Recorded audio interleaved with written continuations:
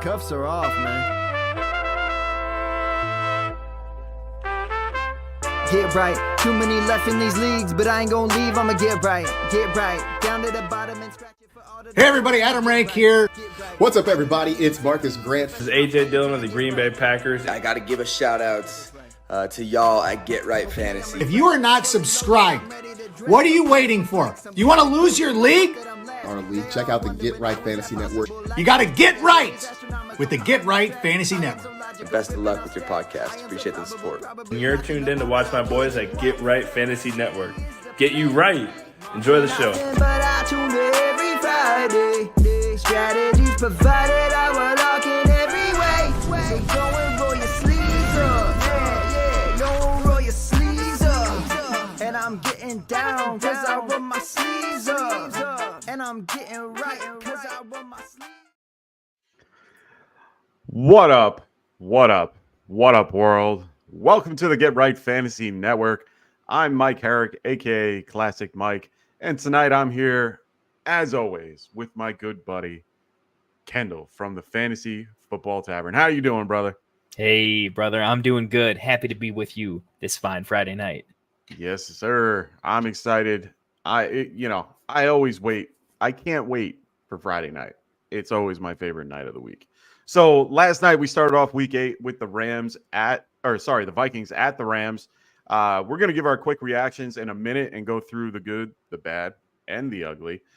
First, just a quick breakdown of tonight's show. Tonight we're going to be going over a select amount of games for the week 8 slate. We will give you guys some takes on each game and give you guys, one prop bet that we both like for each game. All of that will come from our good friends over at Underdog. Sorry, I always want to say Underdog Fantasy and they changed it. So from Underdog, it's one of the easiest places to play fantasy sports. We enjoy their best ball drafts. We do them every year in the off season, but the in-season stuff is their pick'em contest. It's one of my favorite things to do, where you simply pick higher or lower on the game, the player stats like total yards and touchdowns. So make sure when you guys sign up, make sure you guys use promo code GETRIGHT, and they will help you with 50% deposit match. So now up to $1,000, you put in 10, they're going to give you 5. So make sure you guys are putting in that money. Make sure you guys are using that Get Right promo code when you register. Also, make sure you guys gamble responsibly, of course. So, also, as always, at the end of the show, we're going to have a live Q&A. So make sure you guys are throwing your questions in the chat, and we're going to get to them at the very end of the show. We're only going to be going over technically 7 games. Remember, this week there are no buys. No buys. Everybody plays. But remember, next week there are a few that are going to be out that it's going to be a little bit difficult. But this week, we have no buys. So drop your questions in the chat. We will answer them right away, or we're going to answer them right away at the Q&A section at the very end of the show. Also, just a friendly reminder to everybody out there, please make sure you guys let us know, the format of the league. Make sure you let us know the scoring as well, full, half, standard, tight end premium, the whole deal, just to give us a little bit of a better understanding of your particular situation. If we see a question in the chat that is part of the game that we're talking about, we might answer that question as we go. If it's part of the conversation, we will answer it. We also have super chats on, so don't hesitate to use those. We will stop the show just to answer your particular super chat, and we will get to it and give you the best. We will dig in deep for these because we want to show you how much we care about those. Of course, we care about all of the questions, but especially if you give us a couple bucks. So at the end of the day, please leave your questions in the chat. We're going to get to them at the very end of the show, I promise. And beyond that, make sure you guys also check out our weekly schedule, guys. We are here daily. We are working on getting a Saturday show for you. The only day we are off is Saturday. But we are working on a few different things coming on Saturdays. For now, make sure you guys check us out on these Friday shows. Right after our show, we have Rasta and Phil on the 11 o'clock Eastern. They will do their particular show. It's the second slate of games. And then we also have our Sunday morning show with me, good old Classic Mike. I'll be there to help you guys out, getting ready for Sunday morning with actives, inactives, things like that. Then we have our Monday show with Waiver Wires. We have Tuesday with Fantasy Boardroom with Tycoon. Then on Wednesdays, we have not only our buy-sell show, but we also have Phil with the Extra Point. He goes over some Dynasty show questions and things like that. And then on Thursdays, Phil's back and does a DFS and props show as well. So make sure you guys check that out. Real excited, real, happy that we can get these things going. All righty, Kendall, I'm done. I don't want to talk anymore, but I'm gonna. And now what we're going to do is we're going to be going over the Thursday night breakdown right now. We have the of course, I put the wrong one, or I clicked the wrong one. Hold on one sec. There we go. So we're going to go over the Thursday night recap. Vikings losing 20-30 against the Rams. Oof. Well, first, we're going to go over the good. And I mean, Cooper Kupp and Puka Nacua are back. How? I mean, I wasn't expecting both to be back. Were you? No, I mean, I honestly I expected Kupp to be, if you looked at like the Vegas like over unders, higher lowers and whatnot, had Kupp at like 9, 10, 11 catches. So it looked like he was going to be an absolute machine. I thought Puka had like the spooky Keenan Allen sort of like, is he going to go run 2 or 3 routes, kind of just go like have a jog? I didn't start him in a couple leagues of record for me. And so it was more or less one of those where I'm like, hey, I have like a Mooney or like a solid, I feel good about this option where like I just can't risk like a 2-point, like almost a 0 there. So yeah, I wasn't expecting Puka to do his thing. I just thought it would be, I thought it would be like kind of watching like the Giants with Neighbors back, but in like a better way. That's kind of what I thought this would be. And I thought it would take some time before the offense looked honestly as good as it did. If the offense just, that was pretty special. Yeah. I mean, overall Kupp got, his TD, Puka was in and was the target leader at 9, excuse me. Kind of everyone got there. I mean, I feel like Kupp disappointed a little bit, but literally everyone got there. Puka got there without the touchdown. Kupp got there because of the touchdown, and then Kyron has been ridiculous with his crazy touchdown. Kyron continues his touchdown streak, over 100 yards in that game. It was incredible. To me, I think Cooper Kupp looked a little bit he looked like he did last year near the end of the season where he was coming back from injury, where he was just a little bit slower and he looked real banged up, and he just didn't look like himself, in my opinion, from the plays that I got to see. Unfortunately, I played softball last night, but I got to see a little bit of the replays of everything, and he just didn't look the same. He kind of, he I don't know how fully healed he is, but he is, he was running at it. To me, it seemed like half speed. Puka was taking hits. He was, really in there blocking and, did a lot of work. I thought at one point, I thought Cooper wasn't playing because I didn't see him in for a while, but they were 41, 42, snaps out of the 70. They were definitely involved. Marcus Robinson had 2 touchdowns as well. He was involved as, part of the game plan. So it was a good night overall for the Rams. Aaron Jones had a wonderful night as well. Nothing outstanding good, but he had a solid night. And of course, Justin Jefferson is just another freak of nature. A fun stat that I heard when I was coming back. First of all, he had 8 catches for 115 yards, which is insane. He had a monster catch at one point. I had to rewatch it. That catch was sick. So apparently he passed Randy Moss, who was number 1 at the time, with the most 100-yard games or more in the first 5 years of his career. And I believe it was 38. I think he got 39 with that. So it's incredible. Albert, always a pleasure to see you, my friend. Albert is one of our biggest supporters. We always enjoy having Albert here. So thank you, Albert, for joining. So that's kind of the good. Also, Stafford had a really good night, 275 yards, 4 touchdowns, and an interception. Really did a great job spreading the ball out. overall against this, Vikings pass rush, which is, very good. So the bad, there wasn't really much. Honestly, there wasn't really a lot of bad. There was a lot of points in this game, a lot of, a lot of love to share. But Jordan Addison, he wasn't really that involved. He was what, I think he was like 2 for 30. It was bad. Yeah, it was just about bad. 4 points. It was awful. Yeah. 2 for 22. Nothing crazy, 3 targets. No TJ Hawkinson. He should be back next week. The ugly, other than the lead or the head starting left tackle, I forgot, Gershaw, I think his name is. He had a gruesome knee injury. He's going to be, he's out for the season, which is, sad for them.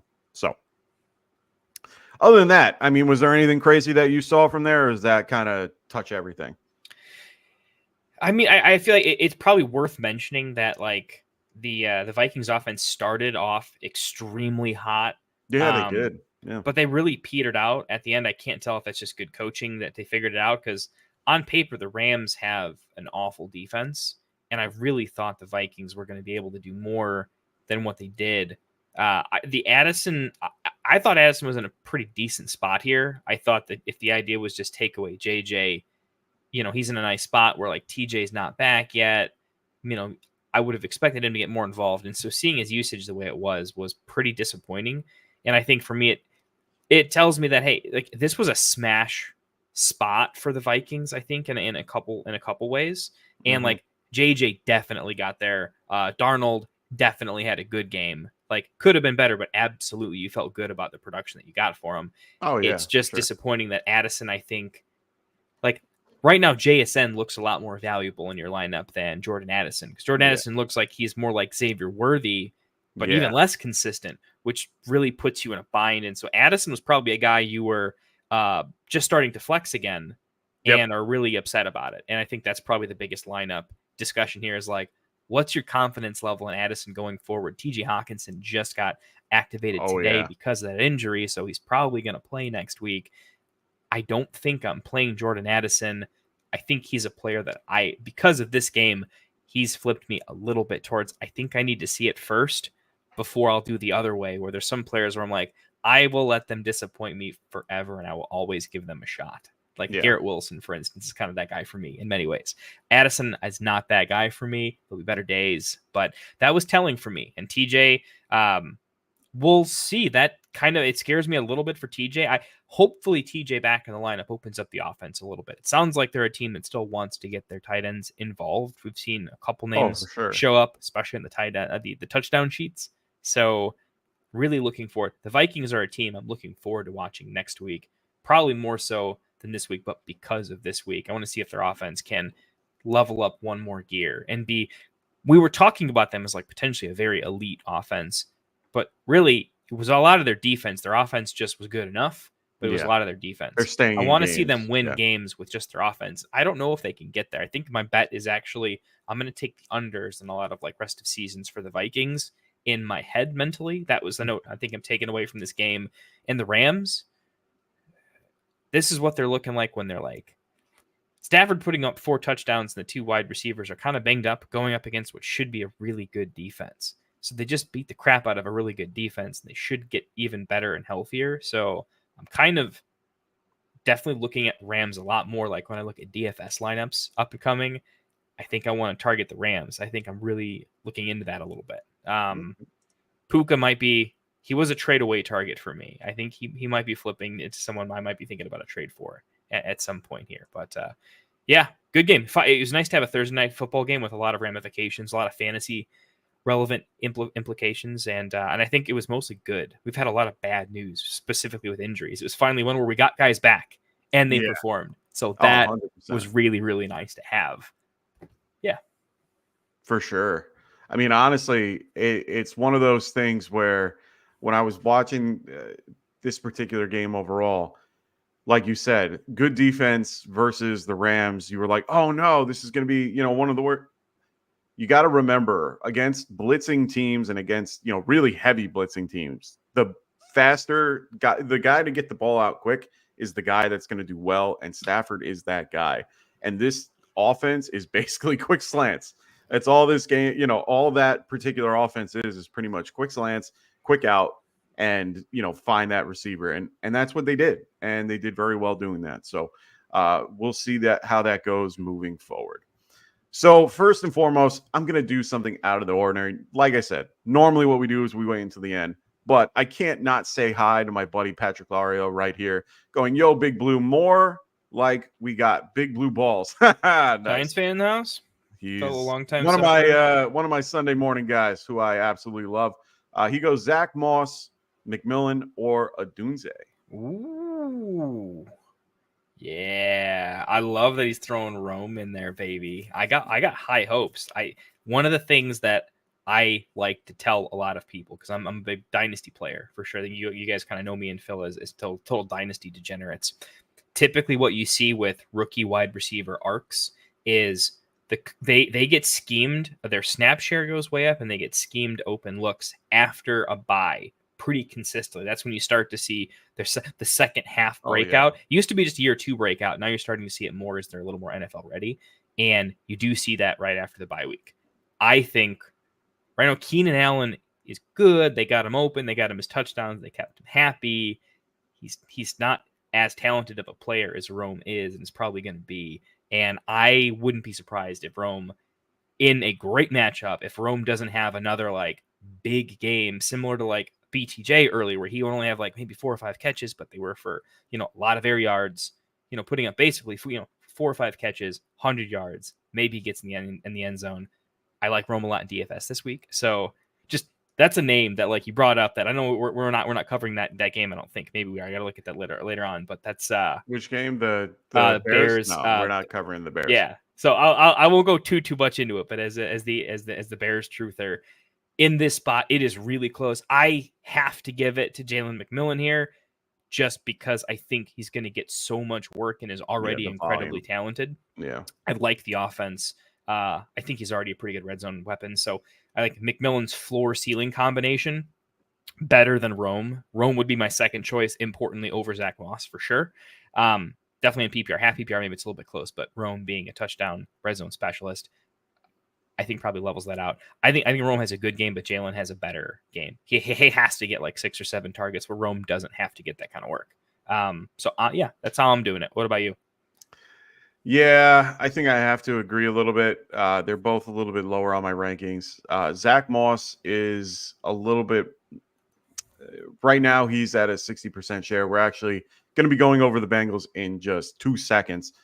So, Patrick, stay tuned. We're going to talk about them real quick, and especially about the concept of Chase Brown being involved in that offense. One of the things I was going to bring up is, Chase Brown is getting a 60-40 split at this point, and Zach Moss is starting to take a back seat. So all these guys are pretty much around the same tier. I'll probably lean a little bit more Adunze in this case. Just because I agree he'll be involved there. But McMillan is one of those guys that at this point, he's going to get the volume, and volume is pretty much king, and especially from Baker. I mean, I have no problem with, the QBs attached to. So right now, I'm probably going to lean McMillan just because of his scenario overall. So Patrick goes, I have McMillan in there for now. We'll see. Started at 5-0. Now I'm 5-2. And lost 4 starters in the last 3 weeks. See you Monday, Mike. Yeah, it's good seeing you, Patrick. Come back on Sunday and we'll catch you there. Don't worry, I see everybody else's questions in the chat. We will get to them. I know I kind of went off script here, but we will get to them shortly. I can't not say hi to one of my big blue fans. So we're gonna go over.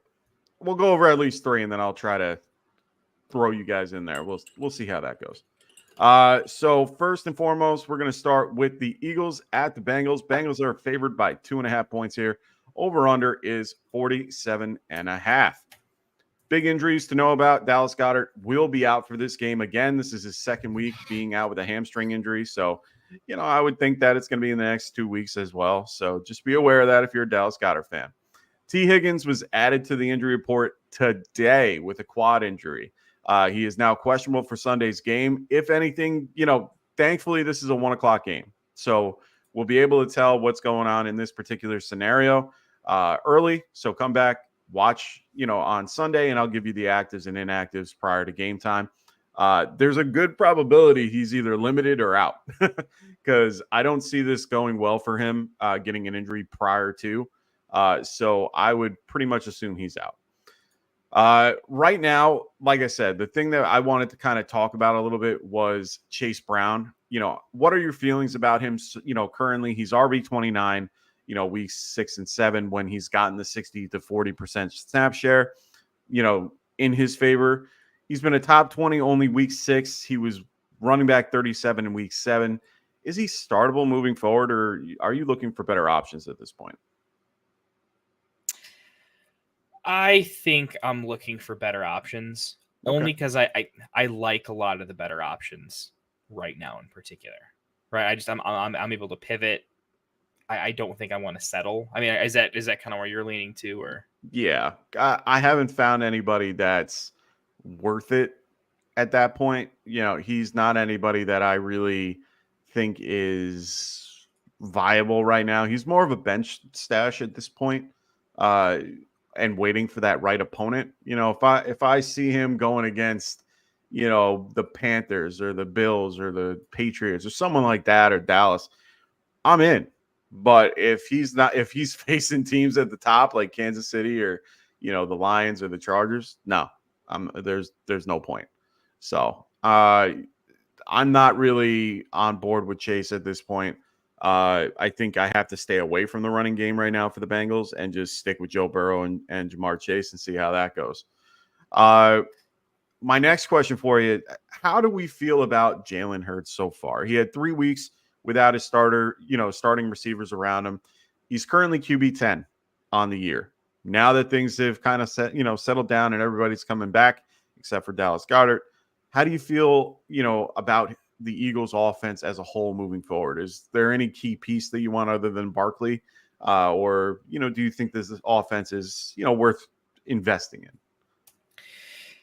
I mean, I think there's two sides to it, and I'm just trying to balance out, I have a nuanced take where the Eagles offense is interesting in that they have really high powered fantasy weapons that can either do amazing things and be league winning, but because of the high draft capital, they can be equally depressing, and we've definitely seen that out of Hurts in some cases. He's been disappointing in spots where you didn't want him to be. Saquon being so overwhelmingly good, he's taking up so much of that offense. AJ Brown has been fantastic, but it's really Devonta Smith that, all of a sudden disappeared out of nowhere last week. And I think that's where a lot of the questions are kind of at. So I actually think Devonta Smith is in a pretty good, I might be buying him in a couple of spots, because I think for the most part, the Eagles offense is still going to have to be good enough as the schedule. They have some tougher matchups coming up, and I do think they're going to need to pass the ball. They're going to need to figure it out at some point. I just don't know if they will. I have always been on that train of Hurts has never been an amazing pass catcher. He's just had really great weapons. But I think similar to Purdy's good, but I don't think he's as elite as he would be on just any team. He just has all these weapons around him. So what do I think about the Eagles moving forward in those kind of pieces? I tend to think that Devonta Smith, with somewhat capable quarterback play, is a really good wide receiver, and their offense should be really good. Now that they're all, for the most part, healthy outside of Goddard, I tend to want to bet more for them than against them. They're already there's some negative stuff happening, and they're still putting up points. If I remember them, what I thought of them when they played the Packers early in the season was, man, this is a team just built of weapons, and when they're on, damn, my show notes for early in the season was at week 1, over in the Brazil game, right? Was this Eagles team, I'm gonna try to fit more Eagles pieces into DFS lineups, because when they hit, I think they're gonna be slate shattering. AJ Brown has been close to that. That's been more Jamar Chase than him, but when he's been on, it's been a real game. When Saquon's been on, you smash that slate. So should there be some Devonta Smith in there at some point? I think there has to be. It has to be some regression towards the mean, where it's Devonta Smith is a system play for me, where I think this offense should produce, because you don't have this many weapons together and don't do something with them unless you're the Dallas Cowboys. And will they be their division rival? I don't know quite yet. I tend to be in their favor if that's the question we're asking, is kind of where's the vibes at. Yeah, Yeah. they should do better. Okay. And I mean, I agree. I mean, Devontae Smith only getting 2 targets, 1 catch for -2 yards last week against the Giants of all people, who, currently are middle of the pack against the pass. I think a lot of it had to do with Saquon. It was a big focus, big narrative. They wanted to get him involved and really involved as his revenge game narrative. So I do think that had a little bit to do with it. This week going against the Bengals at, they're 17th best against the wide receivers. I think he can definitely, pull that off against his team. The game script alone, I mean, having Cincy being favored here could definitely help him. So we'll wait and see how that goes. It should be a very interesting game nonetheless. Yeah. I'm curious about the play calling. I guess it is one quick thing I'll add is that I feel like there's questions about the Eagles coaching staff with the weapons they have around them. 4-2, they're good, but they're asking the question, like, they're not performing as good as their roster indicates they should be, in my opinion, right? And we've seen head coaching have a serious impact on really talented players, right? In pretty monumental ways, both good and bad, right? So I think what I'm curious to watch in this game is, are the Eagles a team where when they face adversity and a really good team, can they just turn it on because in some sense the offensive play calling minds just go full Madden and lay it all on the table and they actually have it, where against lesser competition, they almost play so safe that it ends up just being really awful football and it looks like a terrible, we see that all the time where sometimes it's playing down to your competition, but it's not the players in the field. The play calling just got really stupid. That's kind of what I'm looking for in the Eagles-Bengals game. How often are we passing on first down? That's going to be something I'm looking at. What's the neutral pass script? How aggressive are we utilizing? Can we get Saquon involved in the passing game, which honestly hasn't really been there for a guy who we looked at as an Alvin Kamara 6-7 target a game, elite level guy. He's been getting like less than, I think he's maybe getting 4 targets a game, which is about 50% of where I'd like to see him at, right? So I can actually tell you exactly how many he's had in the last, his particular share is currently, where is he? There he is. He's getting 3 targets a game. So 3.3 targets per game. So that kind of goes into our next, into our props, which at this point, my prop for this particular game is Saquon Barkley getting higher than 2.5 receptions. I like that. Just told you his prop is 3.3 per game. I think he can do it against the Bengals. Negative game script in this case being that the Bengals are 2.5-point favorites. I can see that being, they're going to have to maybe come back in this one and have to dump off a little bit more. I hope Jalen Hurts understands that he has another weapon that he can use underneath because, Dallas Goedert's out. So I do think that this is an opportunity for Barkley. What about you? So I've got a couple here. So I think that the Jalen Hurts passing line of right now it's at 216.5 passing yards. I like Hurts higher than that, just as like a general. I'm doing this as like a system number where I say, hey, Jalen Hurts with any quarterback from Andy Dalton to whoever, can they put up 216.5 against a Bengals defense and a Bengals offense with these weapons around them?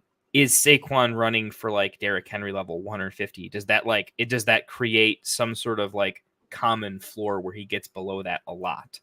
And I think the answer is no for me. I guess that's kind of my take is I think he's only hit below that number twice this season. I think those are both losses too. I'd have to go look that up. I think in general with the weapons back, they're going to have a bit of a get right game on offense, and he's going to be decent in the passing game. Maybe it's 225, maybe it's 235, but definitely higher than. It's one of those plays, we're underdogs are sponsor. You usually have to pick, 2 or more on these games. I like that with Devonta Smith just because he's the cheaper between him and AJ Brown. Maybe that's not the right way of looking at it. Maybe I should ride the hot hand, but Devonta Smith is 54.5 receiving yards. If Marty is saying he's going to have a good passing game with Goddard out, I think Devonta Smith becomes the quicker safety valve.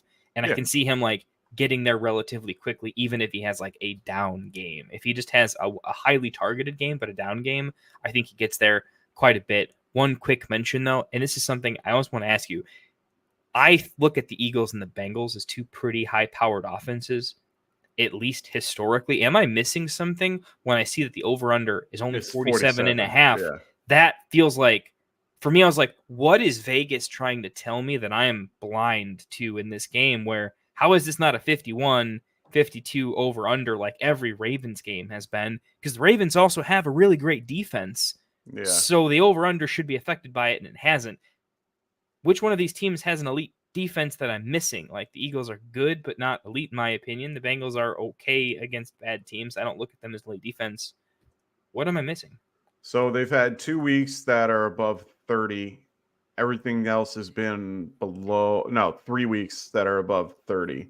And the rest have been pretty mediocre beyond, under 20, 21, including their first week, which was, where's the first week? 10.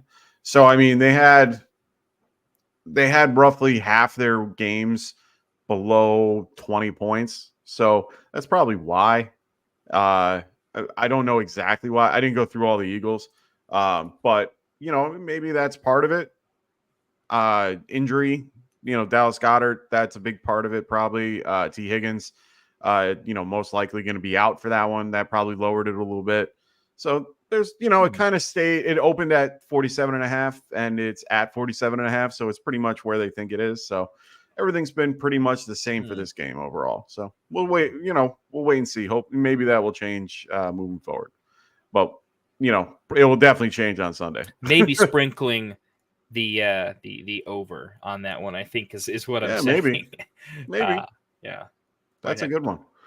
So next we got the Ravens, who are favored by 8.5, going to Cleveland to go visit the Browns. Over under for this game is 45 points. Biggest injury news that we want to get, throw out there is Zay Flowers, his ankle. If you noticed in the game that he had last week, he kind of got it rolled up on one of his on his only catch of the night. You could tell that he kind of like twisted it a little bit, and then he hobbled and like kind of crawled his way off the field. But then they threw him back in, and then he didn't really get anything after that. But he was, he didn't practice Wednesday, Thursday. He was limited on Friday. The limited Friday is a good thing in his particular scenario. He could play, but I think it's going to be coming down to the wire. It might be more of a game time decision than a, 70-30 that he plays type scenario. It's more like 50-50 in my mind. So we'll wait and see. So like I said, come back Sunday and I'll let you know. One of the biggest things that we have to talk about is, of course, the change at quarterback. We both saw that Deshaun Watson is now out for the season with the Achilles injury, and Jameis Winston is going to get his chance behind center. How do you feel about the offensive weapons around him in this offense? You have Cedric Tillman, you have Jerry Jeudy, Elijah Moore, David Njoku, Nick Chubb, who did okay, 11 for 22 and a touchdown last week, of course, to get him back in, to the groove. 1 reception on 3 targets for 10 yards. How do you feel about this offense moving forward with Jameis behind center? I have mixed feelings about it. Yeah, so on one hand, losing Amari Cooper is real. Like one of the things I was excited for Amari Cooper was a trade for target for me, specifically because I thought either Deshaun is legitimately going to get injured or there's going to be like an excused, Devontae Adams injury, if you will. Oh, you froze? Reputations and things going on there. And in that case, I thought Amari Cooper was open quite often. And so I was looking forward to what that pairing could be, right? And so with Amari gone, it's like we're asking the question, what do we think of this offense? But the offense has changed twice. The wide receiver change, and quarterback. And of course, so now it's a whole new offense. It's a lot to project, and it's not something I would feel super comfortable saying, hey, we have a big edge here. Let's project all this. I think generally I don't feel super in on the offense. I don't think this is one of those situations where I was going to say, who do you want to invest in? He's going to go and ball out, and he's going to have 3 touchdowns and 3 interceptions every single game and go crazy. I don't think he necessarily has the wide receivers to do it, but I do think he's going to be able to increase their passing offense efficiency by some amount to where it's going to get done. That's not an elite receiving core by any means, but I think it's deep. Like Tillman looked pretty decent. I think Judy is still just a guy, but he's okay. And Elijah Moore is okay, so it's deep enough. Does depth matter when you're Jameis Winston and you're really a first, second read, balls to the walls kind of quarterback? Probably not. So it being deep probably doesn't matter all that much. They're probably going to be an inefficient run first team that punts a lot. And we'll see what Jameis does on third down. I don't think I run it as much because he probably needs a few passing downs to get it done. Him passing the ball is also scary as all hell. I think if anyone benefits, though, I think the tight end is typically the quarterback's best friend. David Njoku, I think, kind of will function as their wide receiver one if we're talking about a beneficiary. Who's to say Jerry Judy's the one, Cedric Tillman's the one? I think they're going to rotate around like more than any other team in the league. And I think Njoku is probably going to be almost like Evan Ingram in some spots, the go-to guy, the guy that I think I can comfortably project for 7-8 plus targets and should get there more than not on the yardage. So that's who I think is kind of how the offense is going to focus around him. Chubb, I think, is going to get there on pure volume alone. Actually, I think he's going to be kind of like J.K. Dobbins, where by default, Dobbins has kind of gotten a little more inefficient. The offense isn't great. Chubb's gonna kind of not good offense that kind of should be inefficient, but he's going to get red zone looks if they ever make it to the red zone. And I think Chubb's going to be okay. So I think Chubb is probably a flex play for me. Good enough. There's some upside. Like Chubb, man, when he's on, right? So he's probably, out of all those guys, he's the guy I'm going to flex, is I like Chubb. I'm going to keep an eye. I'm going to wait and see on Tillman. I got to see one more game. I got to see what that looks like. Yeah. I got to play him in a few spots. I'm not aggressively like, I wasn't looking to pick up Judy from the waiver wire. I'm not running to start Judy in particular. I'm only running to start Njoku, and I'm higher on Chubb than I think most. Tillman is a wait and see for me, if I'm being totally honest. The chances that Tillman catches 2 balls this next game are just too high for me to put that much stock into. Yeah, fair enough. Fair enough. I mean, one other piece that we should, let you be aware of, he is going to be getting a couple of his biggest, a couple of the guys that have been out for a while, which the biggest part of this offense is their offensive line. Their offensive line has been beat up, and the big guys are getting beat up. Pettick, Jarek Wills is going to be out for this game, but they are possibly going to be getting back Jack Conklin. It looks like Ponick will play, so their center will be there. Wyatt Teller is also another guy that might be available as well. So there are a lot of key pieces to this offensive line that are coming back that could really help Jameis moving forward. So we'll wait and see how that goes. I agree, Njoku is a big part of that. I'm not really high on Nick Chubb this week just because of the matchup, even though Ravens haven't been doing great against the running back this year. They are, where are they? They are middle of the road, like 14th against the running back. So not great, but at the end of the day, I just don't feel comfortable with that particular matchup. Maybe he's a low-end flex option in most, in like 14-team leagues. But for me, 12-team league, it's a little bit tough for me to want to start him this week. I'm not starting him this week. I'm playing somebody like Jordan Mason over him or, something like that. Oh, yeah, in that example. It's also Jerome Ford being out, I think. Well, that's huge too. Interesting window of opportunity. If Ford was there, for sure, I'm not. I forgot to mention Ford. There's there's some passing kind of upside there, but yeah. Ford other than that, like grace. Yeah. Look, on the Ravens side, honestly, kind of uninterested. I think it's kind of a negative matchup. It's a low over under. It could be, if it's 45, but in my opinion, there's so many scripts where this game is just less interesting. The Ravens don't need to put up 50 points to win. The game could get slow. Both teams could honestly run each other into the absolute ground, and the Ravens could sit on a 10-point lead in this game could feel like an absolute chasm, even though it's only 10 points. Is there anything super interesting for you on the Ravens, like pass catching side of things? Like, I feel like it's one where like, I'll play Mark Andrews. I don't love him. I don't want to play Bateman. Anybody? Well, yeah, those were going to be my two guys. I mean, honestly, we saw what happened last week with Mark Andrews on Monday night. He got his 2 touchdowns for 41 yards, 4 for 4 on targets and receptions. So, I mean, honestly, he's not a horrible option. I think he can be a low-end tight end 1 if you need somebody in a pinch. Mm-hmm. There are no buys this week. So, I mean, in most scenarios, you can pretty much throw him out there if you need to and, see how that goes. Rashad Bateman, though, for me, he's starting to look a little bit more like a wide receiver, low end wide receiver 2, high end wide receiver 3. A little more consistency to him now. I give you credit for it. It's happened a few games in a row. And that's where I was going, is that he's averaging roughly about 4 targets a game now. And he did a lot more when Flowers was injured. Now, of course, in this case, he's already playing injured. He saw 4-to-1 targets in this case. Like his target ratio was 4-to-1 in the last game against Tampa Bay. He's been looking real good. He's always been a solid receiver. He's more of an X guy. He's not the slot guy that Zay is, and involved in that part. But he is shifty. He can go deep, and definitely lets Lamar be able to throw that deep ball that he can throw pretty well. I'm not a big Lamar fan overall, but I was impressed with what he did against the Buccaneers. I didn't know this until I looked it up. Bateman's wide receiver 26th right now. So he is crazy, to me. Right? Injuries. That's how bad injuries have been. That I've had to tell myself, like, I have stopped looking at RB wide receiver. I look at points per game stats only at this point, because everything looks very voodoo-y. But I'm with you.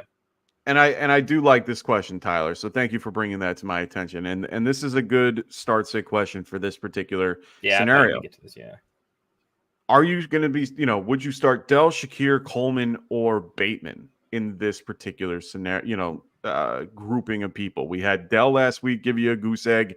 Shakir hasn't been playing up to his, whole standard. Coleman, I mean, he had a great game last week. He really did. He's had some weird games, man. And let's just be very clear here, and I want people to be aware of this. The time, when Coleman was out on the field, it was very rare that Amari Cooper was out at the same time. It was actually misconstrued in the context of Coleman did well because of Amari Cooper. No. Coleman was by himself in most scenarios that Cooper did well. Cooper was on the field and did well when Coleman was on the field with him. So my whole thing is just be aware of that. Just understand that's that scenario. And then, of course, we have Bateman in this particular scenario as well. So who would you, in this particular grouping, go with? I am unpopular, but I think the Colts have an awful defense, and I think Dell's best friends in real life with his quarterback, and last week was weird. I can't unsee how the first half of the season has gone, but I have every reason to assume that they're going to have to throw it to somebody. The quarterback wants his friend to get the ball. If anything, like, they weren't going to force feed it to the young kid last week and in general over Diggs, but I think Diggs would be perfectly fine, as an adult, being like, all right, hey man, like, Dell, give him a few bones, man. Like, I can see that being part of the game script, so I'm going back to Dell. I can't. Coleman and Bateman are a tier below Dell and Shakir for me, and like their offense and their role in that offense. Agreed. I like the consistent targets that Shakir has been getting. He has some consistency. I like Shakir a touch more than Bateman, I think, but only by a touch, and a lot of it has to do with this matchup. Bateman loses a lot of value to me in matchups where I personally am projecting some of the unders to hit and the offensive projections to be, I'm shading towards the under. I don't think there's enough to go around in some of those scripts for Bateman where I want enough raw targets and snap share. But I like Bateman a lot in these bigger matchups where I think he's going to be a mainstay in the weapon, and in games where there's going to be a high over under, right? If there's a Ravens Detroit matchup, that's where I'm lighting up Bateman a lot because I see him as a massive weapon here. So who do you like here? Dell? I'm going Dell here. Okay. So I'm kind of leaning that way too. So Texans have already faced the Colts this year in week 1. Now, week 1 is a very rough game to go from, to be fair. Week 1 is preseason, week 4, if you really think about it. He was the second in targets with 7 in that particular game. He ended up having 3 catches for 40 yards, which isn't fantastic. It isn't. It really isn't. Shakir and Coleman are a little bit more I want to call them safe in this particular scenario, but with their particular matchup this week, I mean, we're not covering the Bills. They're playing the Seahawks. Seahawks over-under isn't horrible. I do, both games are pretty much at the same point, 46 and 45.5. Right now, it's favoring the Texans by 5. So, I mean, in this case, I might lean Dell too, but I'm a little underwhelmed. It's just hard for me to, his upside is just incredible. That game, if you look at it, the game that they played the first week, Collins had his monster, one of his monster games. I hope they can incorporate that, and maybe find that particular matchup to make it work for Dell. So yeah, I think I'm going to lead Dell, overall. So Tyler, I hope that answered your question. Don't worry, Ravens show, we see all your stuff. We're going to get to it. I promise. I absolutely promise we're going to get to it. So for this, particular game, like I said, it's hard for me to play Bateman unless I'm in a scenario that, absolutely needs it. I am playing Bateman in one of my leagues. I'm going to give full disclosure. I have to, I have very little options. I had a lot of guys go down. I had Rice, Collins, and a few others, that ended up, getting hurt. So I'm in a scenario now where I'm playing Bateman and Hopkins because otherwise I'm playing Demario Davis or, Keon Coleman, and I don't like either of those options. Maybe Demario Davis a little bit, or Demario Douglas a little bit. I'm kind of going between him and Bateman at this point, but that's kind of where they're in that particular tier with one another. So yeah, I agree. We'll wait and see. So props wise, for me, it's going to be Derrick Henry higher than 3.5 receiving yards. This guy is, I don't care if I'm wrong on this one, to be quite honest. He can break anything and make it more than it is at any point. So for me, I'm going 3.5 receiving yards. I think he can smash higher. So we need one target, one catch. Yeah. It could just be on one catch. So for me, I'm good. Boom. Done. He's caught a pass every game this year except for 2. Yeah. So we've got any averages, like I don't know his average yardage, but he's pretty much, I think if it's anything, it's over 4. Yeah, no, we're getting there. 12 on 1, 23 on 1, 10 on 3. So he did finally hit the lower on that one for 4 and then 1 for 13. So yeah, I kind of like it. I feel like it's he's a risk, a guy but that I don't care. I think they're always going to want to randomly throw him one. And always. I think more often than not, he'll do something with this. So we'll see. You've been good with these kind of niche feelers. I always love the little ones. These I always love the little yardage and going over. No, I hear you. I like, this is kind of a system play for me. The Ravens offense has just impressed me. We just brought up guys like Andrews looking a little bit better. Maybe there was more injury lingering stuff, right? I like their second tight end's great too. It means they have so many different packages where they're just weapons to throw the ball to, right? Bateman looks good. I mean, playing, he's getting some production, but he also looks good in the field. I think the Ravens are just a passing offense that even with Henry doing his thing, there's enough stuff where I think Lamar can get there consistently. The line right now is at 204.5 passing yards. I think on the year he's only had less than that twice, I believe. So, it's definitely hitting more often than not. And even in this, it's not my favorite offensive matchup. The Browns have an okay defense. I just think you're seldom going to hit 75+% of the time when it's Lamar. Is he going to get more than 205 passing yards? So I'm betting on Lamar on this one. I don't think he beats it by much, but I do think he beats it. It's one that I feel pretty confident in, though, if I'm being honest. Okay, all right, I like it. I love the confidence. Believe me, it's always needed, especially when I always am confident that all my takes are going to actually pan out. It happens.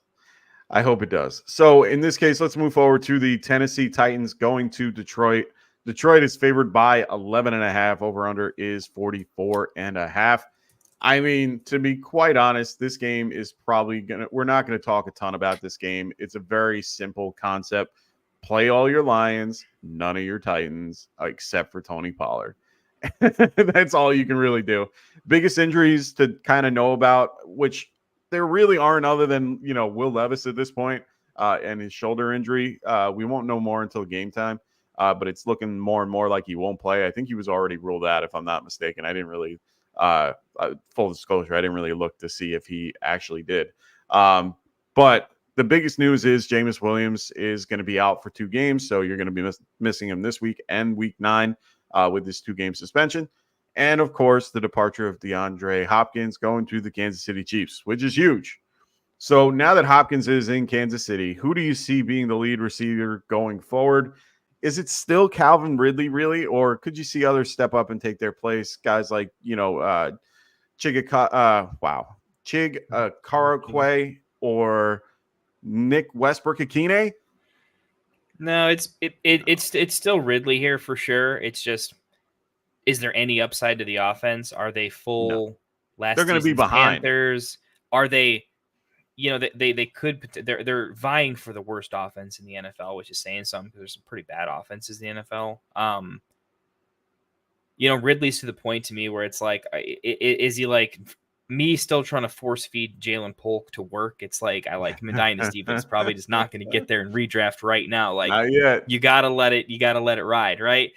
Calvin Ridley is the player I want it to work, man, and it should. It's the pure volume play. It's like hey, he should get like 12 targets a game. Oh, yeah. It should work.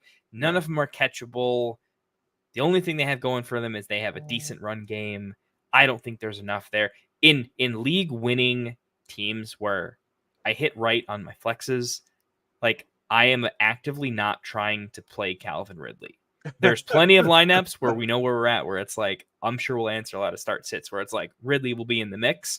And I'm looking forward to those because I have several of those myself and I'm definitely making decisions on it. So overall, though, I am not big on Ridley. I think that offense is going to be a tire fire. I think it's to the point where it's not about having a wide receiver 1. It's about quarterback throw the ball to somebody open 20 times a game and we'll run it out and we'll just get the season over with at this point, right? Yeah. And there's just not enough passing volume. Who's the quarterback? Is it going to be roulette? Yeah, honestly, not a ton to talk about at all. What that offense for some time, nothing startable there for a while. And there's no questions on the Lions, really. I don't think anyone's in contention. You can ask the question, like, who is more valuable now that Jameson's out of the lineup? Yeah, that was going to be my question, actually. I don't think I was just going to say, I don't think it changes anything. Realistically, I don't think it does. If anything, I think it slightly makes like it lower. The most significant changes. Goff goes down a little bit in my streaming rankings because it takes away some of those big, deep, long, cheap touchdowns that are often what give a quarterback any semblance of upside. I think like how this affects game scripts is the over under for the next game or two go down. I think they lean just ever so slightly harder on the run game. It ups the the additional touchdown possibilities more to the running game side of things, but it doesn't change much. I think Laporta is still sort of going to be a disappointing tight end. He could pop every now and again, but the offense doesn't work that way. It hasn't. Yeah. And it was mostly because of Jameson coming out and being a little bit more used. Now, for me, I forgot to mention for the Titans that Tajay Spears, he's questionable as well with a hamstring injury. Will Levis is also, with his shoulder injury. But it's looking like Mason Rudolph is going to be the starter for this one. But back to the Lions. Honestly, I see one scenario that might work out here. Keep an eye, maybe throw out one of those waiver wire picks on Khalif Raymond. And I'm only saying that because Khalif is very much involved in the deep game where Jameson used to live. Another guy you can also is Tim Patrick, who is next in line for these particular targets. He's been heavily used in the last few weeks. I don't mind picking up one of the two and kind of just keep him on your bench, see what happens. But I definitely can see that being, one of them being involved a little bit. But of course, this whole offense runs through Monty and Gibbs. So that's the main gist of this. They're going to be fine. It's 11.5, 11.5 favored. We're going to just skip right by. Props for me. Chigakagwe. Chigakagwo. Sorry. I always get his name wrong. I just used to call him Chig. For me, it's higher than 2.5 receptions. I think that Mason Rudolph has definitely involved him a lot more in this offense that, and deservedly so. He's very good in that particular role. I do think Chick can get more than, I think he can get 3 catches easy. So I like I'm it. going to go We're with gonna have that. to throw it a lot. Yeah. We got to throw it to Simple. somebody, and Chig should get involved. Oh, we got super chat. You know the rules. You know the Ooh. rules. Oh, I know the rules. We got Nino Pina. What's going on, brother? He goes, send him. Wait, He had a previous chat as well. So here, where? we'll Oh, there it is. Yeah. My bad. So just traded for Brees and didn't realize I had Devontae, I guess. Okay, Devontae. So Yep. really didn't want to stack and plan on flipping Devontae now. So That's his nickname. Everyone refers to because he obviously Tay. because of receiver, right? Yeah. And like a lot of people close to him call him that. Yeah, no, I'm with you. I'm cool with him too, like that. You know what I mean? I'm all about that game. Look, so the question and Nino, help us out. I'm sure this is a redraft question, but because I'm I need to know. I always got to know if it's dynasty or redraft. Sure. Just because it kind of changes things just a smidge when it comes to certain questions like that. Because in this case, they're pretty much the same age. They're in different scenarios, contract wise. So no, it's fine. It's fine. Redraft. So he says Right, redraft, cool. So that makes sense. Yeah, it felt like a redraft question. So do you send him for either DK or Debo, or aim higher for a guy like Devontae? Ooh. That's a tough one. It's tough now because of DK's injury. Definitely and higher than Debo right away. Yeah, you're gonna for have sure to. higher than even with Ayuk out for the season. I'm definitely a little bit worried For anyone that's had pneumonia, and especially for the fact that he had a really bad scenario in his case, which he almost had dry drowning, which is it is painful. He could be in a situation where it could affect him for the whole season. I would be very, very cautious with Debo moving forward. DK is in a different scenario. It's a little bit more of a shoulder injury, so it's more pain tolerance. He's going to be on the bad side of questionable. Oh no, he's already out. He's doubtful. So for me, I mean, if you really think that DK is healthy enough to get you through the rest of the season and do better than what Devontae Adams could, then yeah. But if not, if you're looking to get rid of him for someone, you got to kind of aim a little higher. Who would you go for in this case? Yeah, I'm thinking in my head, you can't go to the top of the ladder. You can't go. Is this PPR or half PPR? I'm assuming PPR. And are you only considering wide receiver? I asked that because, in my opinion, it is easier to flip for different positions than it is the same. Just because most people can look at the same rankings kind of sites, like Fantasy Pros is so popular that everyone kind of can check ECR. And so when you're flipping a wide receiver for a wide receiver, it's hard to get a lot of value, where like you can win better if you're flipping for different positions. I mean, who would you aim for though? Like Smith or so he goes, I'm currently undefeated in this league, so technically can wait on DK, but yes, PPR. I tried for Puka, and I was thinking he's the one who countered with them too. Yeah. Interesting.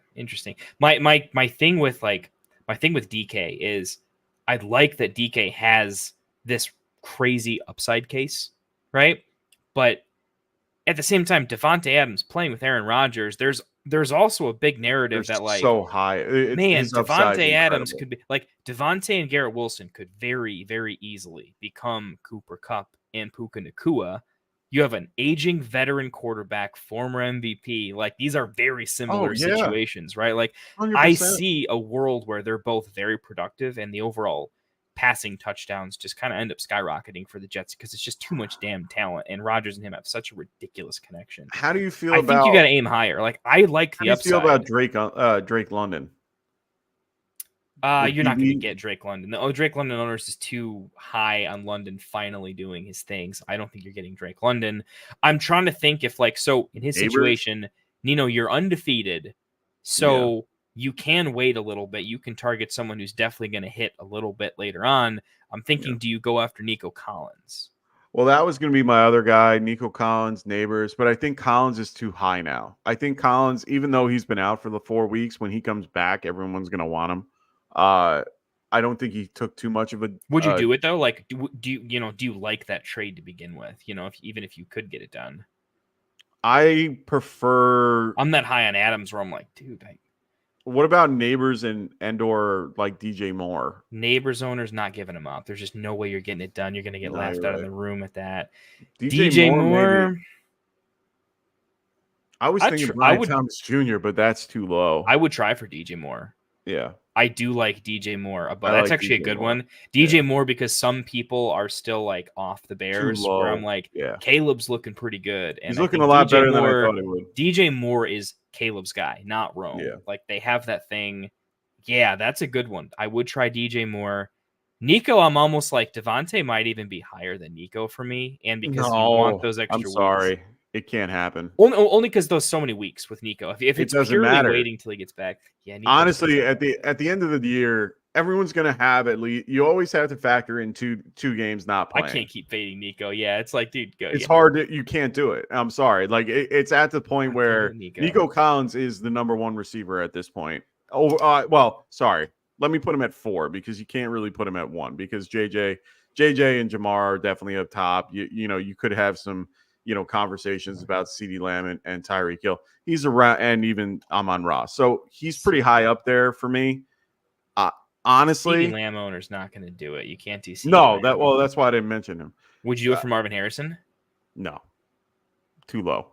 Yeah, I think that's too low. I think you're right. If it was Dynasty, I would, but if it was redraft, no, it was straight up. I think we found a good line there. So Nino, obviously, hey, super appreciate the super chat, my guy, and hopefully everyone else.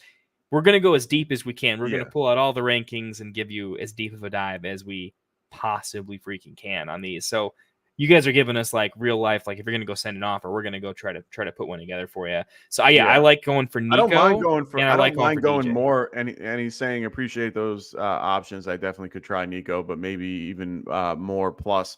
I don't mind that either. Get another little depth piece that you might need for your team as well. That's always a great option if the guy is willing to, the other manager is willing to go for it. Jaden Reed had just coming off a slightly disappointing game.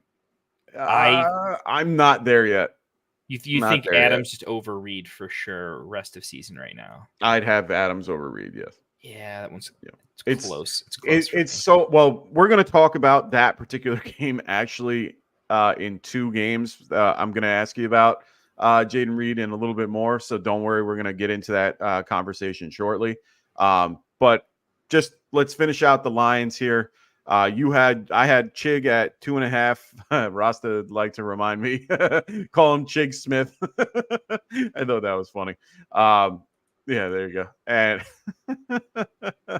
makes sense. Because I can't pronounce anyone's name unless it's John Smith. So Kendall, what is your particular prop for this game? I'm a big Jahmyr Gibbs fan. I feel like his numbers are kind of artificially lower just because Monty has been getting a disproportionately large amount of the work. And Gibbs has a historically low explosive play rate right now, which I don't think makes a lot of sense. It's just been, it's going to regress more towards the mean. We saw him the other day do his thing. Touchdowns aside, I'm not talking about his fantasy point production, just from a watch the game standpoint. He was involved in a lot of different spaces and did really, really well with them and did a lot of, chunky 20-yard stuff. So I have him just as a simple higher than 62.5 rushing yards. I think it's a game where they're going to have the ball a lot and they're going to run the ball a lot. And I think Monty's going to do well too, but Monty just coming off the injury, I think Gibbs gets a few more touches. And I think perfect. He doesn't need more than 10 touches to get to that number. And I think I project him for way more than that. I project him more for like 14, 15 attempts, and he's an efficient back. So how can you touch the ball 10 to 15 times, minimum 4 yards a carry because it's Jahmyr Gibbs? How are you not, like basic math says you're going to get there more often than not. 100%. So, I mean, just to give you a little bit more confidence in your pick, the last 2 weeks that they've been playing, Gibbs has actually taken over the 60-40 role. They actually were the opposite before that. Well, no. it was only opposite for one game, but he's been primarily the lead back overall, even though Monty has been doing pretty well in a 40, 60-40 split. So overall, I agree. I always enjoy those things. So Perico, I'm sorry that I'm messing up your name. We did see your question. Don't worry. I think we're just gonna get through a game or two, and then we're gonna come back to it. We're almost done. Yeah. For any of the super chats, if you throw us a $1, $2, whatever you can throw us. If you are a Bitcoin millionaire and can throw us more, awesome.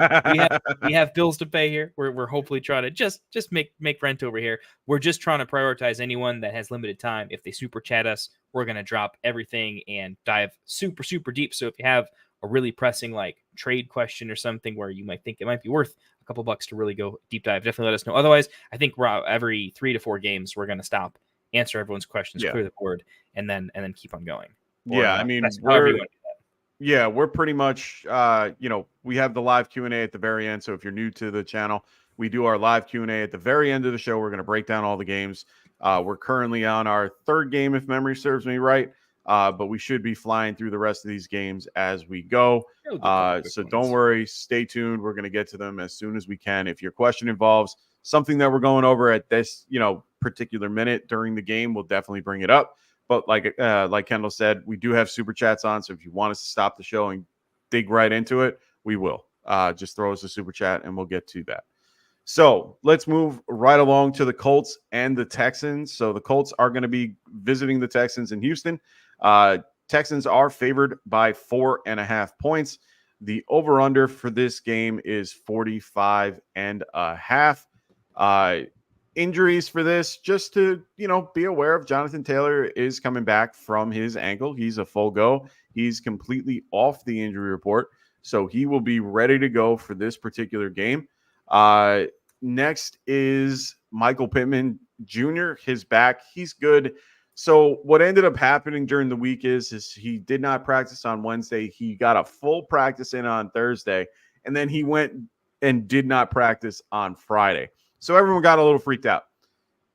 Right now, they're just managing reps. They're trying to get him in, try to at least get him involved in the game plan to understand what's going on. He is expected to play as of now. He is a 1:00 game. We will keep an eye on it. But from all the reports, barring a setback, he is looking to play. Josh Downs is involved in that too, or not in that particular scenario too, but he should be, banged up, but he's definitely going to play. A lot of people no snap counts. I mean, Taylor might not get 30 carries, but they're full running him against the Texans with this game. Oh, for sure. So with Jonathan Taylor back on the field and the offense fairly healthy, do you think this offense looks, how do you think this looks with Anthony Richardson behind the helm? Like, do you think that they can actually do well, overall, or, are you back on your strong Anthony Richardson takes, or are you kind of falling back a little bit? Well, I'll double down on like my Richardson takes were always, hey, when he rushes, man's lethal, and I like the weapons around him. 100%. Yeah. Thankfully, we saw some rushing, but the rest of it's just so damn ugly right now. It's difficult to watch. It's hard. Tough defense. I'll put it this way. I'm betting against it until I see it at this point. Okay. I want to. It's because he's been banged up. If he wasn't banged up at all, I really just they need to let him run. For him to be super fantasy viable, he just needs to run. I thought he'd be super healthy. Clearly, it just kind of didn't go that way. So unfortunate. Took the L. Again, I'm just very happy that literally I think the week of all of my drafts, my last second take was, why am I drafting this guy in the 5th round when I can just take Jaden in the 9th?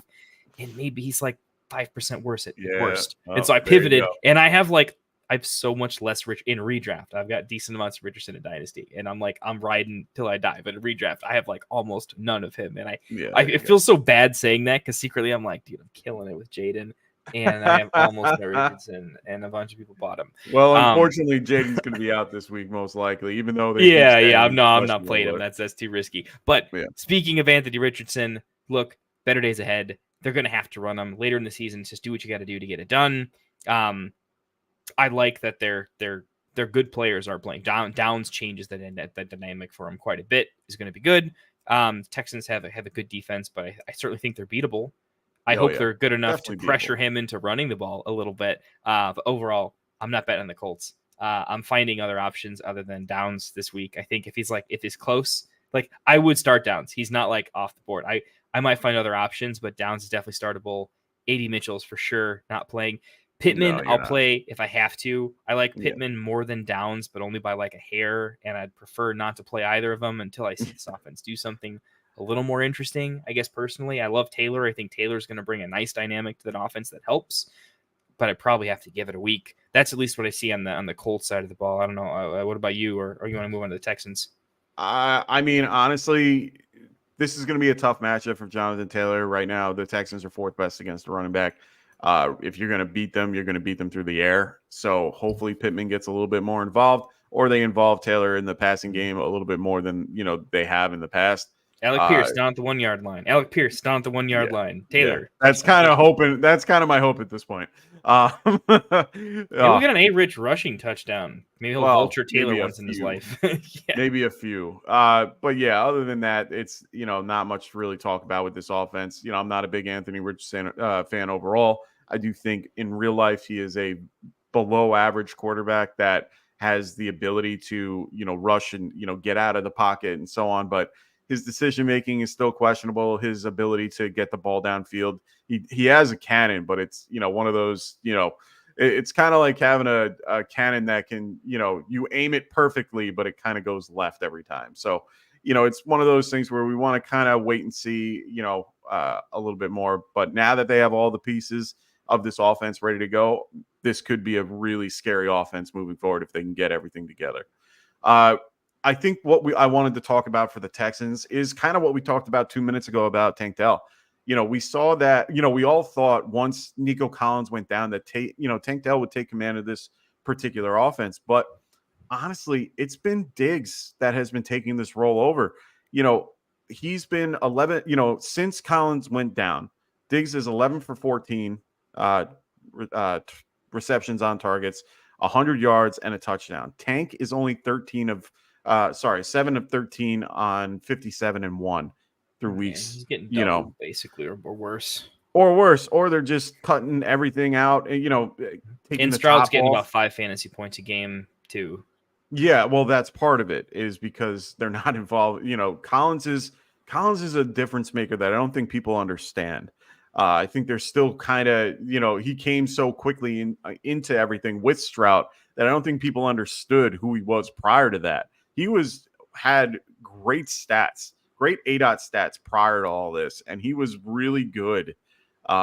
Even with guys like Davis Mills and who he had prior. So honestly, I saw it well ahead of time. I was really happy that I did. But without Collins, he's really only been QB 21. Or sorry, Stroud has been. Right now he's only been QB 21. Last 3 weeks compared, to weeks 1 through 6, he was QB 10. So are we, are we just ranking, Stroud too high at this point? I mean, I see him always as a top 5 quarterback in my mind, but is he really, or am I just really, overthinking this? So my process is the models. Right. If you kind of want to tail me in kind of how I play fantasy a little bit. No, I instantly move him and like guys like him in his situation down almost categorically in redraft pretty specifically. And it's like a level of discipline where like where are you okay winning and losing, right? Are you okay? Because he's basically Patrick Mahomes right now. He is super talented on an offense that wins through game management, clever playing versus high-end production, efficiency, and defense. Also heavy usage of the running back, right? So they're just the same thing. They don't need to pass the ball a lot. They can get to the red zone by dinking and dunking, and when they do, they can run it in. They manage the game so well that they often don't get in shootouts, so their overall production is hampered by their ability to keep the game so well in hand, right? So these offensive systems that just, I want to see more than 2 or 3 games of it, right? But now we're several games into the season. It looked like right away the Chiefs, you saw the defense was real. Mahomes was talented. They weren't going to need his talent, right? I think that's what we're seeing with CJ Stroud. slightly less talented. I wish I could see more magical plays from him. And in fact, against like the Bills, you saw a lot of actual mistakes. And they're like, oh, okay, well, he came back down to earth in a pretty real way. But the challenge is Mixon is for real. That running scheme is for real with Mixon in it. 125 plus rushing yards a game in some cases is just insane. And their defense is, as advertised, quite good. So in these sort of like game management, he's not just his ADOT's not crazy, right? That was happening with Nico, but without Nico, the deep ball is just not really there. The explosive part of that offense just isn't clicking like they need to. I'm permanently moving him. Basically, I can't get him inside my top 10. And as harsh as that is, there's just other quarterbacks where I think the overall offensive system is always going to elevate them over that type of player. So I like the game script kind of outcomes a little bit more. I think they're more projectable. So yeah, Stroud, not great for me. What it does is it keeps Diggs okay in my models because Diggs still has pretty good, like his value per target's pretty good because of the red zone. Yeah, no, not in love with Stroud. Okay. No, I get that. I mean, you can definitely see his numbers falling off the cliff after Nico went down. He's had very rare games that he's been over 300 other than when, Collins is there. So it's a little rough until Collins gets back. I think that's going to be the key to it. So let's go into, props for this particular game. For me, it's going to be Joe Mixon higher than 2.5 receptions. As you said, they want to get him involved a lot. He is one of their best pass catchers when it comes to, dink and dunk and, a reliable safety valve, if you will. So for me, I like Joe Mixon at 2.5 receptions for this particular game. Yep, I like that. I think he's going to be such a big part of the offense. That's pretty nice. I took the other side of that, actually. It looks like we just really like Mixon. Yeah, I was going to say. I like higher than 17.5 rushing attempts. I think the Colts are a really nice matchup. I think the Texans have the ability to put a lot of points on teams, and if they're going to do it, it's going to be on a team that makes it really easy to do it. And they're going to do it in a lot of ways, and Mixon is kind of their favorite guy to like, hey, this defense is going to let us do it on them. Let's go do it. So, expecting good things from Mixon. Nice. I think we both are expecting big things from Mixon. So make sure you guys. Such a good draft pick, man. Oh, he was so good. I loved him so much. You have a lot of Mixon, don't you? Like he's killing it for you this year. I have him in like 6 different leagues. It's fantastic. So make sure you guys are throwing those questions in the chat. We're going to be getting to live Q&A shortly. We are still moving through. We have three more games to go through, and then we're going to hit you with your questions. So make sure you guys throw them in the chat. If you have a super chat, make sure you guys do that as well, and we'll get to it right away.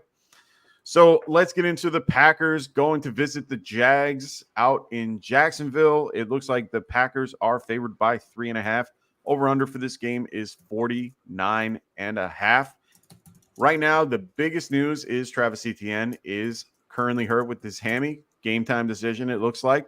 So right now, we have to understand that, hey, he is, he's going to be currently in a situation where it's going to be Tank Bigsby's game. So Tank has really taken control the last few trips since, he's been taking care of this offense since their trip to London. How do you view Tank moving forward as, Travis recovers from his hamstring injury? Do you think he can take over the starting role once he's healthy and make this more of like a David Montgomery and Gibbs scenario? That's, I think, exactly the comp that I kind of go to, but less efficient on a worse offense. So it's like it's the uglier version of that. It's probably going to look a lot more like a better 50-50 version. Imagine Antonio Gibson was better, right? This is probably going to be more like Rashad White, Bucky Irving, if I'm being honest, where Tank is the Bucky Irving. Yeah, I was going to say, carry, that type of a thing. And Travis Etienne is just, he's going to be disappointing. And he's going to be eternally disappointing this year. All formats across the board is what it is. We can cry about it. You're going to start him if you have to. But the real question is, like, if you picked up Bigsby, how aggressive are you going to be? And I'm tempering expectations because I think the offense as a whole just isn't super, super good. But he's definitely flexible. I mean, he passes the eye test. He looks good. He's probably going to at least get a 40% snap share, be explosive on it. Can he get to like that Pollard level where Pollard was really more explosive as a backup to Zeke? No, I don't think he gets to that level. But he'll be good. More of an RB3 than an RB2 for me. Okay. Yeah, that sounds about right. I mean, I see him going a little bit more like a 20, 60-40 split, him taking the 60 and, involving Travis Moore in the passing game where he very much excels. So, we'll wait and see how that ends up turning out. But he was really my biggest question overall. We all have seen the rise of Brian Thomas Jr., who's been doing fantastic. You're starting him every week. Evan Ingram, same deal. But right now, I think my other question is, we kind of touched on it a minute ago with that one question. The revolving door at the Packers wide receiver just continues to screw fantasy owners as much as the Patriots running backs, when Bill Belichick was coaching. I mean, last week it was Romeo Doubs took the reins and, he was the target leader, 10 targets, 8 receptions on, 94 yards. Jaden Reed, 2 receptions, 4 targets, and 10 yards was a huge disappointment to anyone that played him. He's incredibly talented, so it's kind of hard to see it. And then even, Dontavian Wicks scored, with 6 targets. With 6 targets, 3 of them being receptions and 48 yards and a touchdown. What do we do with the approach to this offense week to week? How do you have to gauge it? So I think you can compare it to 2 other teams. This is similar to a Kansas City, and it's similar to a San Francisco.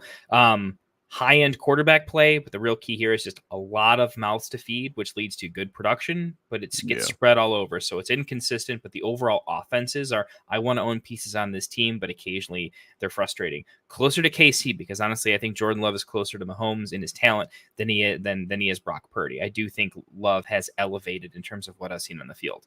Preseason, I would have thought like they're really, really close. I actually liked Love as sort of a, look, I think that, I thought they were closer, and I think Love is just doing different things right now. But the idea is, earlier in the season, I kind of mentioned that Love as a system play is 1.5. A lot of quarterbacks, most quarterbacks start at 1.5 passing as the higher lower than mark. For some quarterbacks early on, I like to take a stand and say, hey, this is just a bad number for them. By week 6 or 7, it's going to be a bad number and it's going to change. How often will I win until that point? We won every single week until like week 4 or 5 or whatever, where like the money train had to stop on him. But like you look at Vegas, it says the over under on him is 2.5, higher lower than 2.5, I think. Passing touchdowns. Very few quarterbacks have that across the league. And so this is just an offense that's going to put up a lot of passing touchdowns. But with those mouths, it's going to be sporadic, right?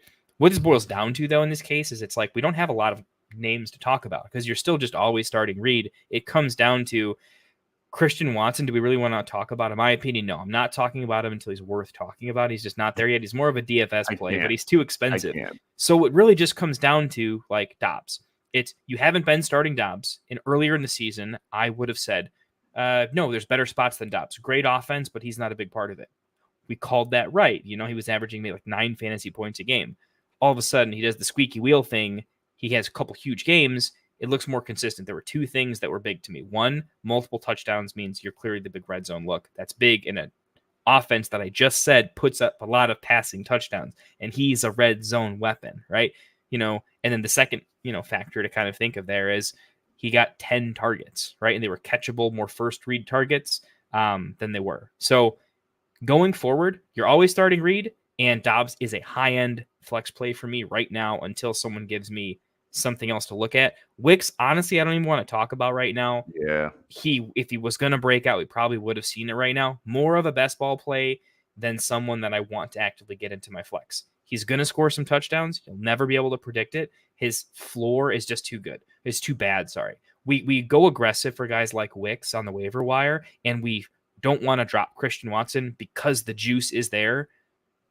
But when the floor is as bad as it is in this case, it's not worth losing your championship. This is the time of year where you need to buy wins to get into the playoffs. If you're already a 5-0, 6-0 team, you already have better options. You're not asking us if you should play them because your team's already that good, and you can stash them in case things change later on. So I think that's how you look at the offense in general. It's really just, do I or do I not start Dobbs? The answer right now is high-end flex if you're asking me. I like it. It's fundamentally changed from earlier in the season. And I like Tucker Kraft a lot. I like him over, basically, the line is like Evan Ingram. Any tight end lower than like Evan Ingram, David Njoku. I'm going with Kraft over everyone else. And I'm probably going with Kraft over Sam Laporta right now. and I'm almost Kelsey. Like I honestly think that he's going to be more involved in the offense. Right now, I'm still starting Kelsey above him. Kraft versus Kincaid. I like Kraft over Kincaid at that standpoint. Okay, fair enough. Fair enough. So let's move on to our props. For me, the biggest one is I'm kind of going off of the Houston Texans and, sticking with the running back here. And Josh Jacobs higher than 2.5 receptions. I think he can smash this without a problem. He's definitely involved in the passing game. So a couple dump offs, 3 of them he can definitely do without a problem. I like this. And I think you like Josh Jacobs in this matchup too. Smash spot, should have amazing opportunities. The Jacksonville Jaguars don't have a defense of any kind. 49.5 over under. We'll be getting full Luakan. He will be back this week. Vegas says that the Packers are going to put some points on the Jaguars. Yeah. For sure. Jaguars have shown it. Yeah, I'm all on Jacobs, so I like him higher than 65.5 rushing yards. I like it. I like that one a lot. All in on Jacobs. I like it. All right, two more to get through. 2 more games. We got the Cardinals versus the Dolphins. Dolphins are 4.5-point favorites. The over-under for this game is 46.5 points. The biggest news, which is I'm so happy that this is actually happening. Tua Tagovailoa is cleared of concussion protocol. He will be active for this game, so he is back. The Dolphins are back. Oh, thank God. Can't stand seeing Snoop Huntley out there anymore. I'm sorry. I know he went to injured reserve today. I hope he gets better, but I couldn't watch that dumpster fire anymore. Tyreek Hill finally gets his, QB back. Tyreek Hill popped up on the injury report as well with a foot injury. But honestly, in my personal opinion, I don't think he misses this game. I think he wants to get back to playing with a competent quarterback. And I think he wants to be involved and just blow the doors off everything. Sean Murphy Bunting is going to be out for the Cardinals as well. So that's a big, big loss for their secondary. So I am smashing overs on Tyreek and Waddle in any shape, way, or form, just because they're going to want to throw it all over the yard at this point. So that's kind of where we're going to lean right into. Tua coming back. Do you think this offense goes back to that high-powered, throw the ball over the yard, old Tua and Tyreek offense? Unprecedented situation. I'm a guy that likes to combine historical research with recent trends with my own gut. I like to combine resources and kind of figure out what's the underlying cause that I believe in is the most leading to the causality, and hopefully that's my edge. In this case, I got nothing to go on. So I don't think I can give anybody any sort of advice other than like telling a buddy, here's what I think is going to happen. And I think they're going to probably play pretty cautious, and it's not going to look great for a little bit. That's just my opinion. I love for them to come on gunslinging. I hope so. I think there's going to be some skittishness personally. Hopefully I'm proven wrong. I guess I like HN. I think they're going to be doing a lot of dump offs to get the ball out of his hands quick. So I think a lot of slants open up. I think that probably helps Waddle a lot because the slant game he's pretty good. And I think that's good for Devin HN. That's the only thing I can take away. And I don't know, is Jonnu still a thing with the new quarterback who might be able to actually target the real weapons on the offense? Who knows? I'm just in a wait and see. I'm starting who you have to start. Waddle is still a low-end flex. He's viable. I don't love it yet, but if you drafted him, you're probably playing him. I like it better than I did with Snoop Huntley, I'll tell you that much. We'll get to that in some start sits for sure. I feel like I don't want to go through the gamut. I'll let some people ask, but I have that in a couple spots, and we'll see. But Tyreek's a must start, and I don't know. The Cardinals side of things. Is there anything really worth? I feel like you're starting who you're starting. The big question is just Marv, right? Do you see anything else big worth talking about there? I mean, beyond his particular scenario, I mean, he's 29th in wide receiver targets. He's 54 in receptions. 7th in touchdowns, which is crazy to see those numbers overall. He's wide receiver 31. You drafted this guy wanting to be your wide receiver one. So it's been a little disappointing so far overall. He is a very talented receiver. It's just for some reason they're not able to unlock him. And I don't know why. Kyler Murray seemed to have a decent rapport with him.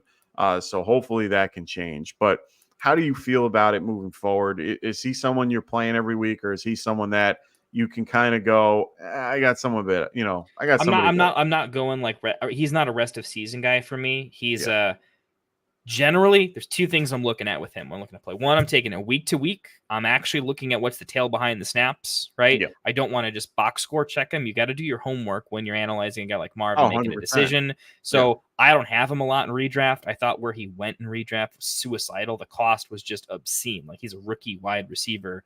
Why is he going in the second round? It like he was. I think I said multiple times, he's the worst pick in the second round. Just it doesn't belong there. But it shouldn't have been drafted in the third round either. If I'm being real, like, he didn't belong until the fourth round. Did not believe in the second and third. Yeah, sorry, first and second. Like, they did not believe. As a rookie, it made absolutely no sense. So that being aside, I'm saying I just don't have to worry about it a lot because I didn't draft him anywhere. But if you're that guy, you're asking kind of stuff what to do. I'm taking it week by week. I want to see how it is. Right now, for me, he's a low end flex. I want to find another option. He's gonna hit at some point, but I need to see it once beforehand because it could be some rough games in between. That's kind of personally where I'm at. I feel like I'm lower than most people. I'm willing to go with another option. This week, as my one example, I am starting Rachaad White in that three-headed mess over him. No, well, yeah, it might be even a two-headed mess at this point. Would you play Harris or would you play Harrison or Wan'Dale Robinson? PPR? Yeah. PPR Wan'Dale, half PPR Harrison. Brian Thomas Jr. BTJ, I have him as like literally a wide receiver one rest of season. Yeah. Okay. Let's go to JSN. This week, JSN. This week, I was DK doubtful. Yeah. In general, that's really a great line. Is JSN with DK? Where do you go? Yeah. I have been follow the targets, follow the offense, and that's been JSN. And I would have been right most of those weeks. That's what I've been doing in my own lineups. Jaden Reed. Jaden Reed for sure. Okay. Again, I'm pretty low on Marv, man. I'm starting Mooney over him. Okay, I was gonna. Kind of an example. I was gonna go low and see how low you went. Okay, all right, fair enough. Zay Flowers, even if he's hurt. Oh no, I love Zay. I think Zay is so good in that offense. So yeah, Marv, because I feel like with Marv, unlike with like more older players, with Marv, I think once we see it, we're going to start seeing it with some consistency. Like, this is just being a dynasty guy. That's what happens with these rookie wide receivers. I think his good games were more blips on the map, if anything. Like, because of the type of wide receiver he is, he's more like Rome. He doesn't have the crazy separation that Neighbors does. Right, he can win all the he can do a lot of things. I'm not saying he's not those things, but at the NFL, everyone's really good at a lot of things. The margin of in order to just win consistently at the NFL level, you have to be elite on top of elite. And I'm just saying, with guys like him, it takes timing with your quarterback, which obviously hasn't been good for almost anybody on the team. Trey McBride has kind of been the most disappointing top 5 tight end. Michael Wilson hasn't really been there. So I don't want to go on and on about this. It's just one of those ecosystems where when we see, Kyler and him have their thing, you're going to see it with some consistency. You see that with rookies. You just haven't seen it yet. It's common. His big blow-up games early were nice to have, but don't freak out quite yet, I guess, is the thing. Okay. Yeah, I'm just not playing him this week if I can avoid it. Okay. So one of my props for this particular game is Jalen Waddle, higher than 4 receptions. Like we said before, I think his underneath routes and his slants can be heavily involved in this particular type of matchup. Yeah, I definitely think it is, something that they can take advantage of, especially with Tua coming back. Quick throws out, just keep him upright. They're going to have to play real quick and get him involved a lot more. Miami being favored by 4.5 is a huge telling sign that they're going to try to just, keep the pedal down and do the best they can to keep him upright. So for me, I'm going to go with Waddle at higher than 4.5 or 4 receptions. Nice. I'm going with a stat that it's similar to what you've been betting a lot. I think that they're going to need a check down option for him often, and I think they're going to make that happen with Devin Achane. So I'm just going Achane higher than 29.5 receiving yards. Oh, I can't predict how and where Mostert's going to get involved with the carries or anything like that. It's just the one thing I felt like I could bet on with this game was I think I like Achane and his involvement. And I think his involvement is going to shade towards the passing game. to help and protect Tua. It's also a strength of his already that I think they have featured multiple times already. And this probably is just a low line. This is a super easy line. If Mostert's injured, this line is going to be a lot higher. Oh, yeah. I just think Mostert being healthy, he's going to be there, but he's not taking away these types of touches. That's kind of where I think there's an edge here. Okay, fair enough. I like it. I like it a lot. I think Achane can definitely be heavily used to keep a little bit of pressure off of Tua. So definitely can see that happening. So let's move on to the last game of the slate that we're going to be talking about. Remember, stay tuned. We're going to be handing you guys right over to Phil and Rasta. They're going to talk about the rest of the games moving forward. So basically, I think one more 1 o'clock game and the rest of the 4 o'clocks and 8 o'clock and Monday Night Football with the Giants against the Steelers. So make sure you guys check them out after us. Please throw your questions in the chat. We're going to get to the live Q&A right after this. So make sure for those that are listening that have any questions, throw them in. We'll get to them. And if you have a super, you want to throw a super chat, we got that as well. So first and foremost, Jets are 7-point favorites heading out to New England to face the Patriots. Over under for this game is 41.5. Injuries, notable injuries for all those that need it. Allen Lazard is going to be out. He's been doubtful. He didn't practice all week. He has a chest injury. He's not playing. Jalen Polk is still dealing with a concussion. He is still in concussion protocol. I think he was just listed as out. Yeah, he's out. Yeah, no, he was. I wrote this early. I wrote this a little earlier, so I didn't get to add the out. But yeah, he is out for this game, so don't worry. Don't play him. Some players that I kind of wanted to bring up are, Hunter Henry. Is he a weekly tight end start for you? Yeah, like him a lot. He's almost like he's close to that like Ferguson more than the Laporta, except he's targeted more. Right now, dude, it's crazy to say, but yeah, look, I mean, go with the trend. Drake May hasn't looked bad. He's put up offensive passing touchdowns. As a tight end, what do you need? A quarterback that at least throws touchdowns and an offense that has touchdowns to get thrown. Yeah. It's an ambiguous core, so there might be more to the tight end. And he's already seen elevated targets. It's not like he's doing Mark Andrews 2 touchdowns on 4 targets. He's getting 8-9 targets on a consistent basis, where the should-be wide receiver 1 is knocked out, going to keep him off the field. The other wide receiver 1s are wide receiver 3s on most team. I mean, it stacks up well for him. And how we'd often start all the tight ends for Russell Wilson offense. I see him that way. I like him a lot. I'm starting him in plenty of spots. Again, if you draft an early tight end, it is what it is. If I really came down to it, it's hard. How do you play him over Sam Laporta, right? Like, how do you do it? If you have Laporta, you're probably just crying inside and not going to do it. But there are some I would start him over. Kincaid's starting to play better, but Kincaid was one that was kind of on the cusp for me. But there's a lot of these other like middling guys where I'm just Pat Freiermuth. With the rust before the rust change, no. With the rust change, give me one more game. Right now, I would play him over Pat, but I wouldn't be surprised if Pat moves up over him with that Russ offense that looks much better. That one's close right now. Yeah, definitely him. Basically, it's like Jake Ferguson is kind of close because the Cowboys are back. Right now, honestly, I like him over Jake Ferguson. That's where it's like, that's my spicy take, is I would play him over Ferguson because I do think they're going to have to score some points in this offense. This seems like a good tight end matchup.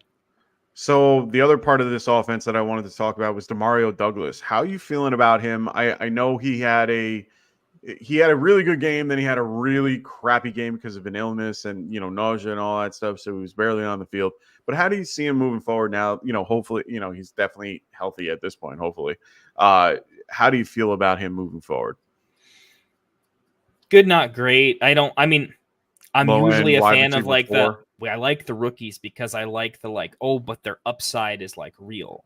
Yeah. What I don't love about him is his upside is an okay flex play. Yeah. His upside never gets to what I might consider a high-end flex play, really worth rearranging and getting a spicier take on. It's a guy where if you told me he was guaranteed 9 targets and I still am not sure if I want to play him, that kind of is your indication that the upside just isn't there. This is a startable week for him, Polk out, but you're asking me a rest of season question, which is kind of what this boils down to. Man, it's game by game. We're gonna have to reevaluate this game by game. Ideally, Polk guess, yeah. comes back from the concussion, gets involved, and then there's the too many mouth syndrome, and we'll see if anyone can emerge. But right now, he's more of a bench stash than an actual like playable piece for me right now. But in a pinch, in a game script that should be negative, the Jets are favored by a full touchdown. He should get volume with a quarterback that can at least get him in the end zone.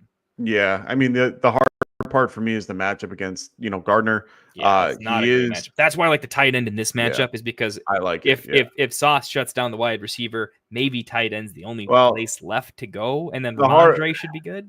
The hard part about I think Ramondre is the better play in this game. If you're going Patriots, the hard thing for me is if you have Sauce on Douglas, what will happen is that CJ Mosley will cover Hunter, and I think that's a favorable matchup for them, for the Jets in this case.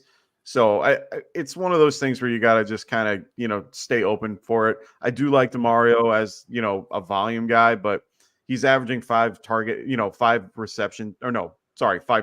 a game.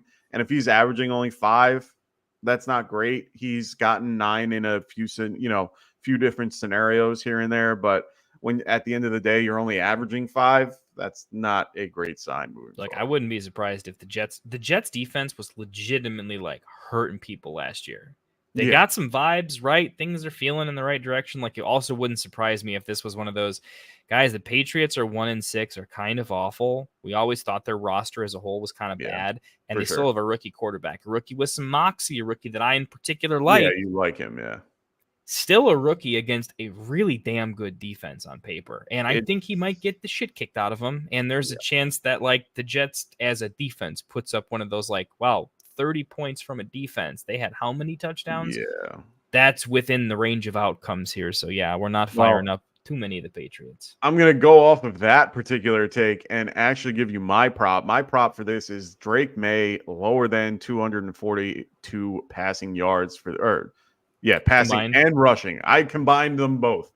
He ain't getting anything close to that, in my opinion. I think that the Jets are, and I very rarely go lower. In this case, I can't see a world where the Jets don't hold him to less than 242 yards altogether.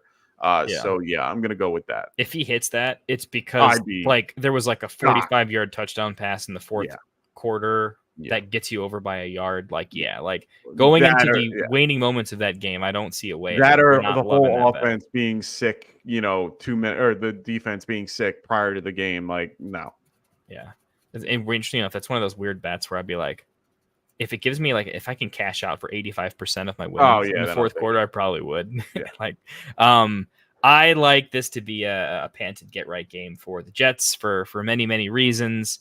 I won't go into them, but just the one thing I'll frame is keep in mind, I thought that this is a team that should resemble a team with a quarterback that changed teams, basically a rookie. See, like cancel last year for him and say, hey, this is the first year Rodgers is there doing the thing. If you act that way, that team archetype should struggle with its identity early. Its star players should have some shaky games because new quarterback ecosystem, how do they function?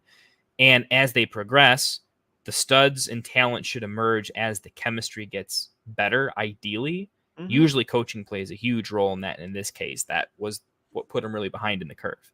But generally, you'd say, hey, this is a team that's starting to get right at the right time, and all the vibes are looking up, and they just added Devontae freaking Adams. Yeah. That is going to be a boost to everybody. As an NFL player, not on a short week either. Fantasy, Devontae is not super beloved in the fantasy community anymore because a lot of us play Dynasty. He's older.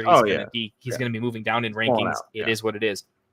In the actual NFL, going to work with Devontae Adams is going to work with Devontae Adams. That affects the defense. That affects the special teams.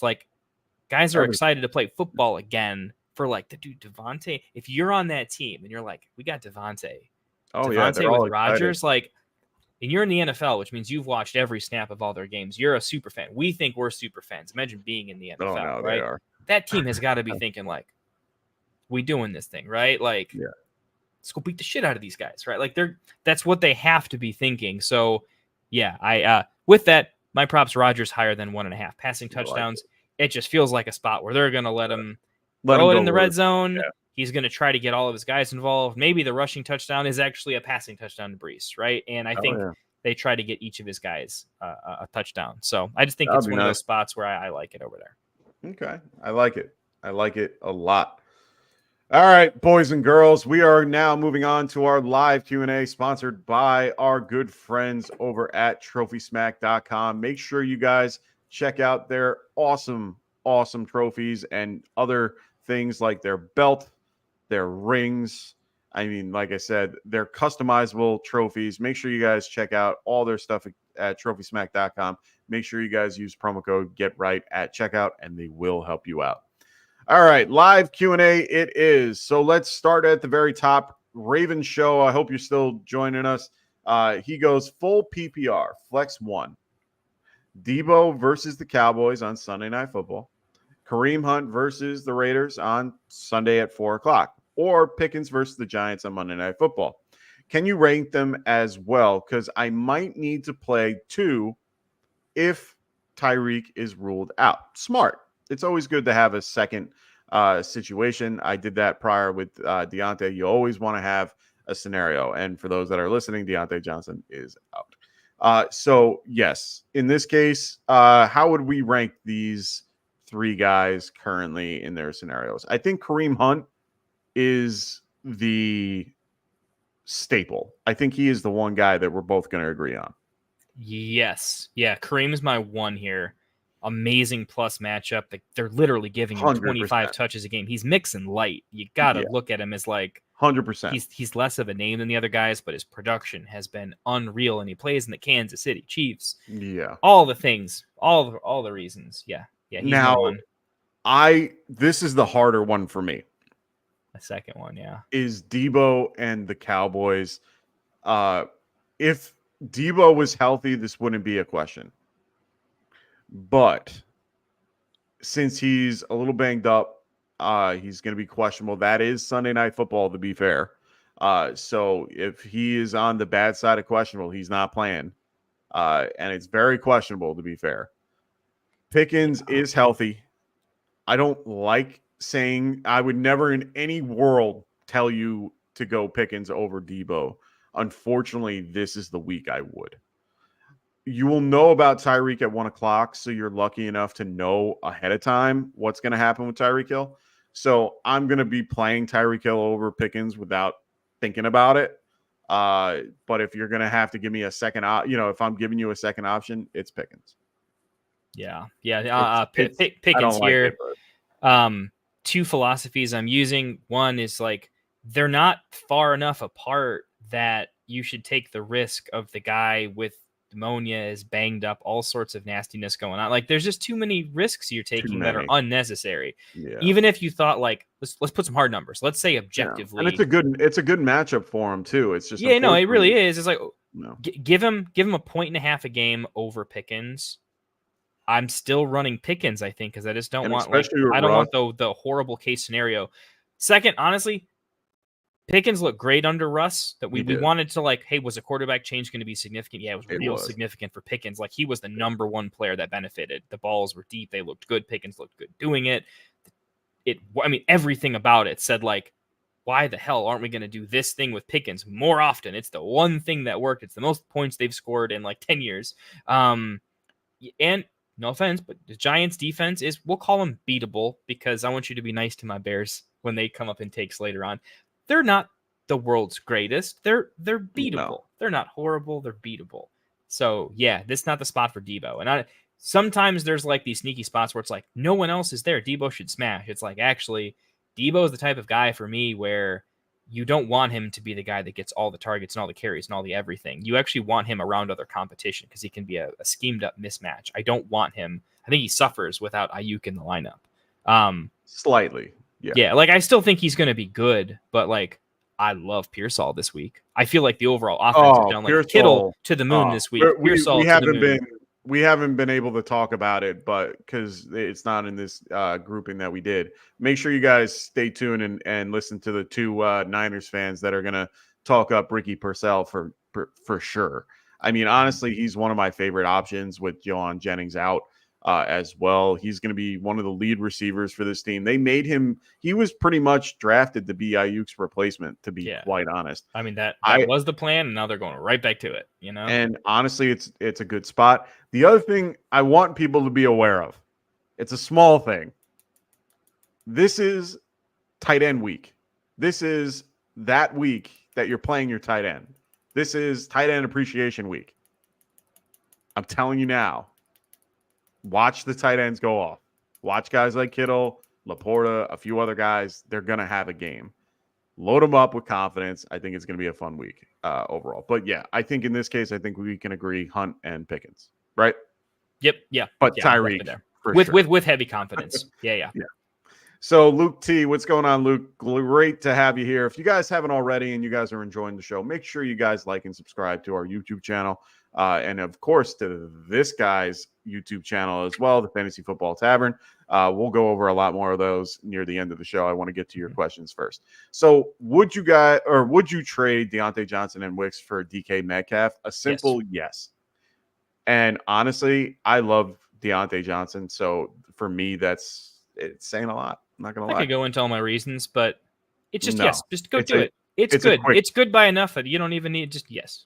It's a quick yes, because, it is honestly an easy question for me.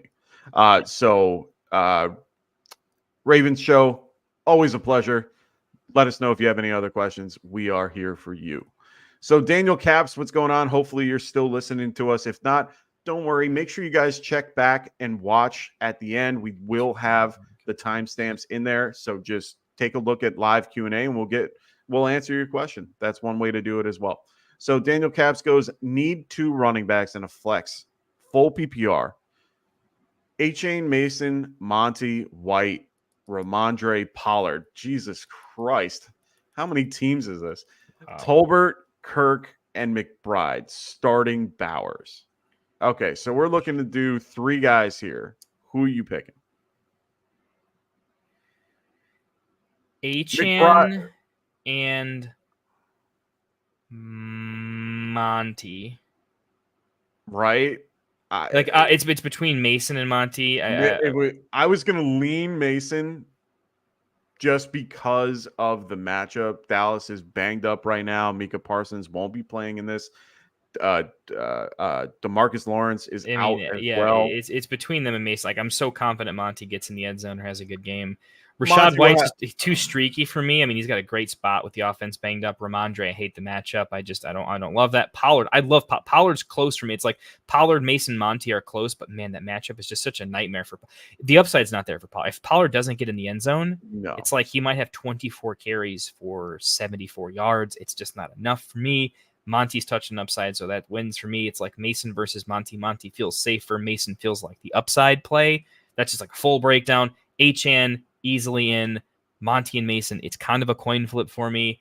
I'm worried that with all the injuries, like what if it's just a really bad ecosystem for the 49ers in general, and the overall offense is just kind of has an off night because of it. Like they're able to stack the box because they're saying, hey, we're going to make you beat us this way, and we'll see if he can. And honestly, Mason might say, yeah, watch me, and he will do it. Here's my thing. Achane for sure. Throw him in. Yeah. He's done.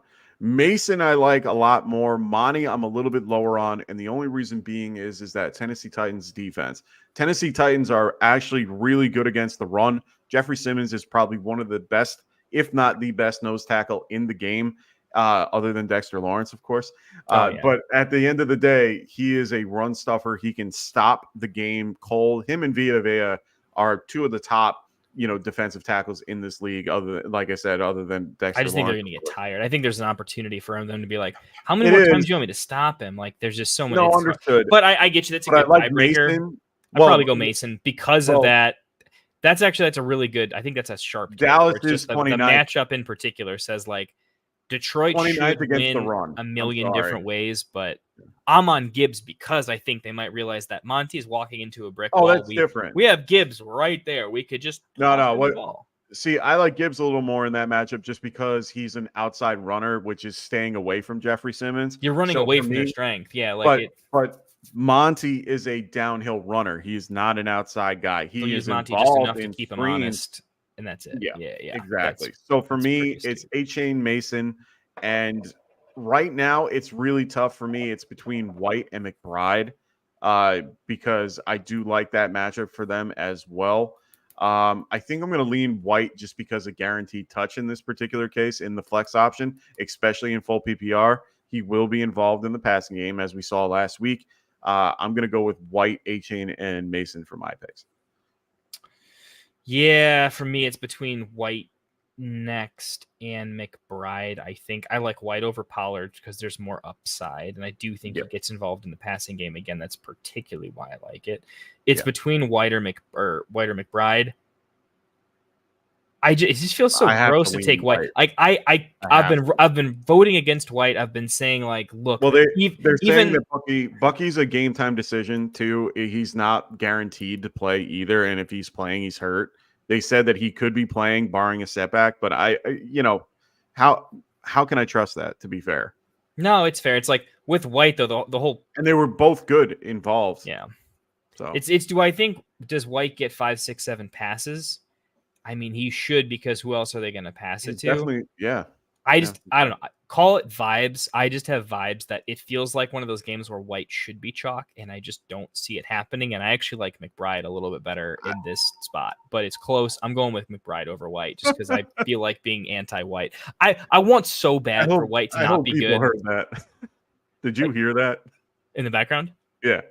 Did you guys hear a loud scream? I hope everyone heard a loud scream. My wife just screamed at the Yankee game, so don't worry. Everything's okay.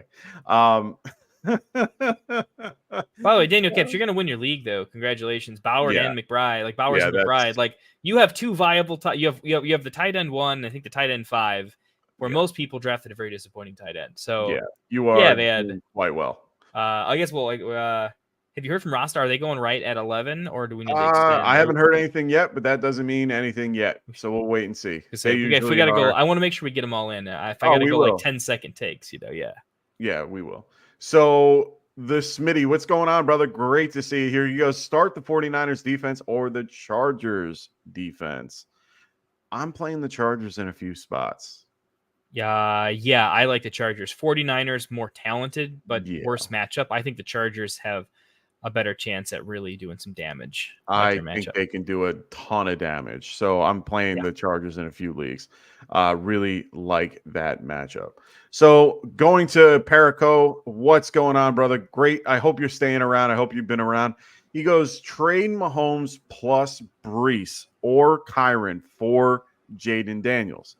Pollard and Jalen Daniels, Pollard, and Neighbors. Okay. Redraft Superflex. Wide receiver 1 now is Jefferson, and other quarterbacks are A-Rich and Jameson Winston. And I'm 2-5. Wow. Can't decide which running back to trade. I would trade Brees over Kyron at this point. I would trade away Brees, keep Kyron. Yeah, if you're telling me I could trade away Mahomes and Kyron and get back Jaden, Pollard, and Neighbors. Yeah, I'm definitely doing that. What it comes down to is Jaden is an upgrade over Mahomes, in my opinion, rest of season. I don't think that's really in question, but if it was, it's not super close for me. Yeah, you're downgrading to Pollard, but if you just forget Pollard's name exists and just say, Neighbors in PPR over Brees and Kyron, it's really 100%. Close already. That's how much I'm in on Neighbors. And so because you get a very starter worthy thing in Pollard, it's one of those that doesn't make sense for every roster, right?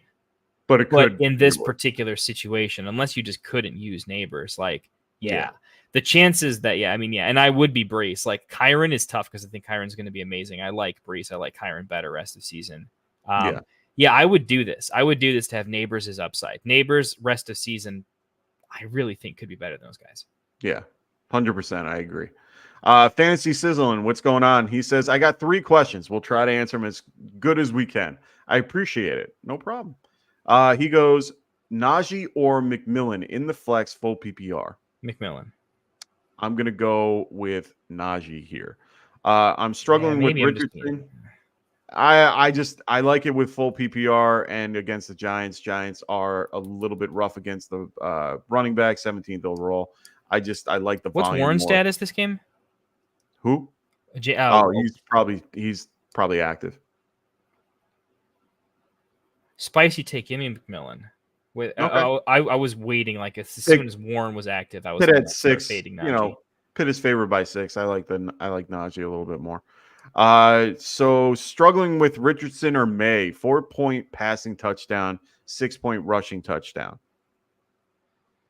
Ooh, I'm gonna I go Richardson. May has just such a nightmare It's matchup so for hard. like Yeah.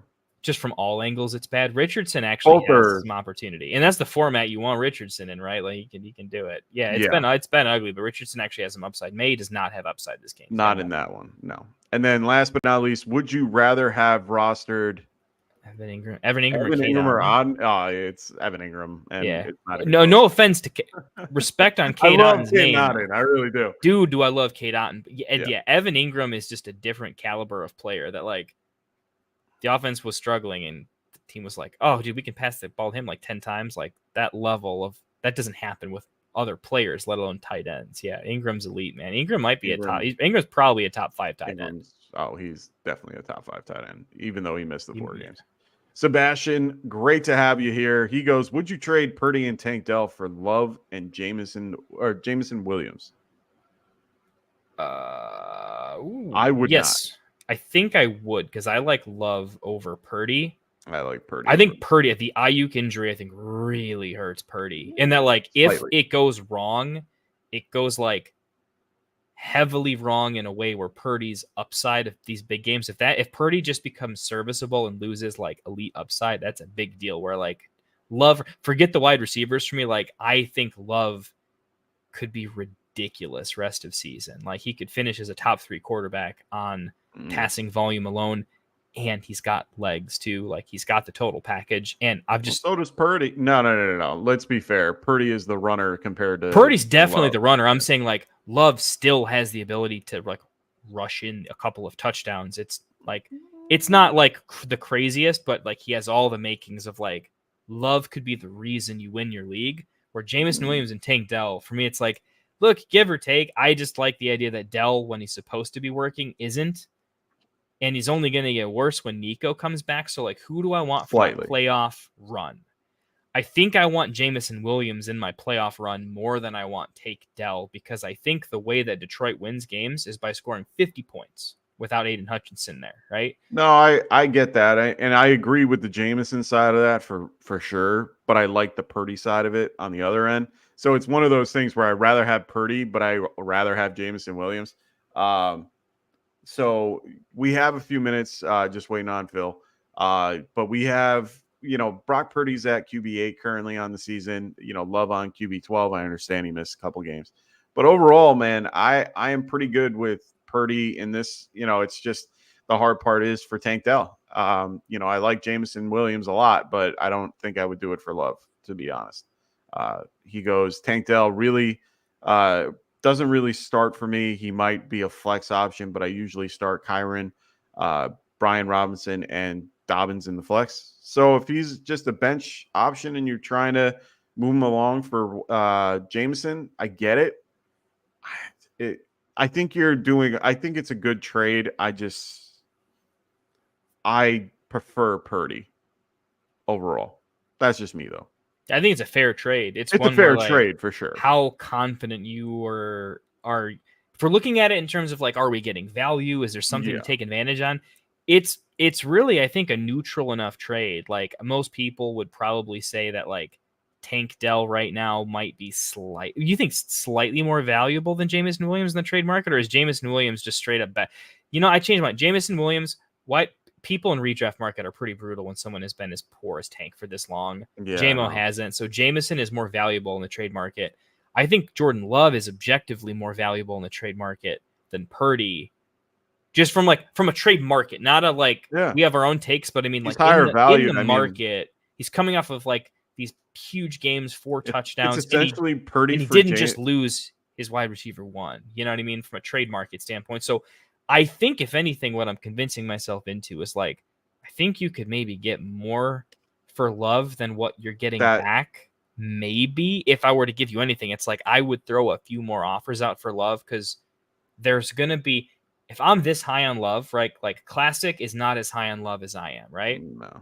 Is there a Not even chance there's close. somebody like me in your league or even crazier that's like, dude, Love is Love, or Packers fans are crazy, Well, right? I mean, the guy that owns him must be, at this point. But what you're trying to do is find what the owner of Love and Jameson Williams needs the most, and you're trying to find a way to make it work. Maybe you're packaging, Oh yeah, because he's trading away Purdy. So maybe the you're Love thing- packaging Dobbins and Tank Dell and trying for something else, but for Love himself, and that's Oh it. yeah, well, But it's I based got on to change your my arguments. scenario. Actually, this is me telling him, yeah, in my take, I think there's such a big difference between Love and Purdy that it makes more sense for me. I can't make the deal any better. You're saying like, hey, I think you value Purdy a certain way, Yeah. and you could probably get more for Purdy. Yeah, it's just interesting. It's like normally when you're doing a trade like that, I don't usually see like same tier of player, similar tier of player flops. Like it's tough to do that. Usually it's like I want to tier down at quarterback and up here and like vice versa. So it might, there's better pockets of value to be gained, I think, when you do like tier ups, tier downs versus same tier. Let's see who wins. Okay. That's something to at least look into as another option. Yeah, definitely take a look at it, see what you guys can do with it. Like I said, I'm higher on Purdy than I am on Love, but I am higher on Williams than I am on Tank Dell. So you can definitely find something out there that, would work. But for now, maybe hold on. Maybe ride the wave with Purdy going forward. So Ravens show yo, what's going on, man? He goes, traded away Puka and T. Higgins for Amon-Ra yesterday before Thursday Night Football. Phil greenlit the trade for me. Okay, that's good. Make sure you guys stay tuned and you get to hear more takes from Phil. It's year one of Keeper League. We keep 3. I have Tyreek, AJ Brown, and now Amon-Ra. Any thoughts? Well, congratulations on that wonderful team. There you are. I thought I lost you for a second. No, I'm here. No, You're you're getting some just weird adjusting feedback things. on the audio there, but I was like, No, man, you're why does good. this always happen right at the end with the weird audio? No, stuff? I didn't hear anything crazy. So how do you got, what are your thoughts on that type of team? I mean, honestly, it's killer. Like that's a team that I'm scared You're to one of the face. keeper league. 3. I can't get into the keeper thoughts because I just don't know the keeper settings. Those can always get really deep, but it's traded away Puka and T for Amon-Ra. Man, in general, keeper league questions always require like so much more thought. So like I have to just eliminate the keeper question and just say like, well, it's also there's also penalties. There's also there's based too on the much round. to go into. Yeah. If you have them all at a reasonable price that you don't have any, there's no penalty involved and you get to keep them all and then go for it. I definitely like all 3 of those next year. I think you'll be fine. Yeah. But if that's before Thursday Night Football. Now it's like, all right, post Thursday Night Football, how are we still like it? And after seeing that Puka is freaking animal. No, I get it. It's one of the it was a tough call prior, and you were able to get Amon-Ra for it, so I don't hate that trade overall. So I mean, like then you lose Jameson Williams, and Amon-Ra's like, oh buddy. Yeah. I mean, he's coming off of back-to-back 20-point fantasy games, so like you're going to be fine. And honestly, at the end of the year, I think you're going to even be better. So we got Daco. In general, I like it, by the way. I think it's a league-winning move because 100%. Anytime you're doing 2 for 1, you're also getting the best player available on waivers, and if you're decent at that, you're not getting T. Higgins back, but you're getting something. I like the trade. Yeah, for sure. So Daco, what's going on, man? He goes 8-man PPR. I traded Chase Brown for Pacheco. I'm 4-2 and have a strong team. What do you think? Yeah, easy. I don't hate that. In that format in particular, where it's 100%. all about like Chase Brown is barely startable in team PPR. Everything's about top 24 guys. You need to do whatever you can, whenever you can, to get like RB2, wide receiver 2 or better. Like the RB3s and wide receiver 3s just don't matter in 8-man formats. The hard part is when you're going to get him back. He's probably not going to be back until like week 10 or later is my thought process on it. I think it's even going to be week 11 or 12 is the absolute latest. And that's him coming back from the injury and rehabbing. So hopefully everything went the way it should. It's a little bit of a risk, but it's a good risk overall. In that So, format, I like only in because that like format, Chase for sure. Brown in 12 teams is really valuable because him over somebody terrible is him over somebody terrible, right? In Yeah. 8-man, it's like you're starting him over Alexander Madison or Tyrone Tracy. You're starting him over like good options. Yeah, for sure. So we have 3 questions left. We're going to be ending on those 3 questions. So just be aware of that. So make sure you guys keep your questions for Rasta and Phil. They're going to be right after us. We're going to be pretty much handing you right over to them when they get started. So we're going to be ending with Perry W at the bottom. But after that, stay tuned. We got more to give you.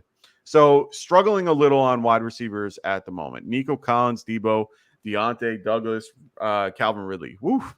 Would you trade Tracy for JSN and Spears? Running backs are Hall, Demont, Hunt, Davis, and Moss. Yeah, I would. Yeah, I definitely would. I JSN would is do like that in a heartbeat. And you JSN's get top him- tier, dude. Like You he's get him today. Yeah, this he's week cheap. gonna He's be like a cheap buy. Like he could Yeah. explode. He could have 12 targets for 10 catches and a touchdown 100%. and be elite. I would have done it. I would have done it on Thursday though. that's a good Before we got the news on Metcalf. I would have. I honestly, if you can do it now, do it. Like 5% chance that Tracy explodes towards the end Oh. of the year and they give him all the work and carries and he goes Well, nuts. that's it. But it's a small percentage chance. It's not a big enough chance. I don't think. No, for sure. So Funk, I'm gonna screw this up. I know it's Fuquin? Fuck, and then no, it's Nugent. I know that's the name at the end. I just can never say the first. So Funik Nugent. How you doing, brother? I'm sorry if I butcher your name. I'm really bad. 10-man PPR redraft. Traded away Garrett Wilson and Marvin Harrison for Nico Collins and Olave. Thoughts? My other wide receivers are Kupp, Hopkins, McLaren, and Jennings. Ooh, I don't hate that. I like it for the, as a league winning type thing, getting Nico and Olave moving forward with Kupp and Hopkins and all them. I like that move. Mm-hmm. So my thoughts are, I am seriously worried about Olave this year. I'm less worried knowing that Carr would be back in, at least a week. Taysom Hill is healthy. He'll be back this week with Spencer Rattler involved. I like Taysom Hill a ton this week. It's like upside downside is like when it's this level of player, I look at like it's less about the nitty gritty rankings But and you it's also- more about like overall upside downside cases. But remember, he wasn't there. He was only there for the first quarter of that game and got hurt with the concussion. He didn't get an opportunity to really meld with Spencer Rattler yet. I think Rattler is underrated in the way that he plays. They have to do a little bit more to protect him. But I do like overall because Carr will be back in a few weeks. He's basically investing in these two guys being hurt currently and waiting for them to work out in the long run. Yeah, I get that in principle. I guess my thought was like, I love it. well, the juice has to be there for that. My concern is I'm like, well, you're also giving up Marv, and Marv's late season development upside is like super top tier elite. Like if you think Nico's good, like Marv still has like Jamar Chase upside. Maybe not Jamar Chase because Jamar Chase is just too damn fast. Yeah, but take off your dynasty hat for a minute. It's redraft. He's currently where he is. Well, I'm saying he's stashing, right? Because Nico and Olave aren't doing anything for you right now for a couple weeks, right? For 2 weeks, if that. No, Olave's playing this week. He's fine.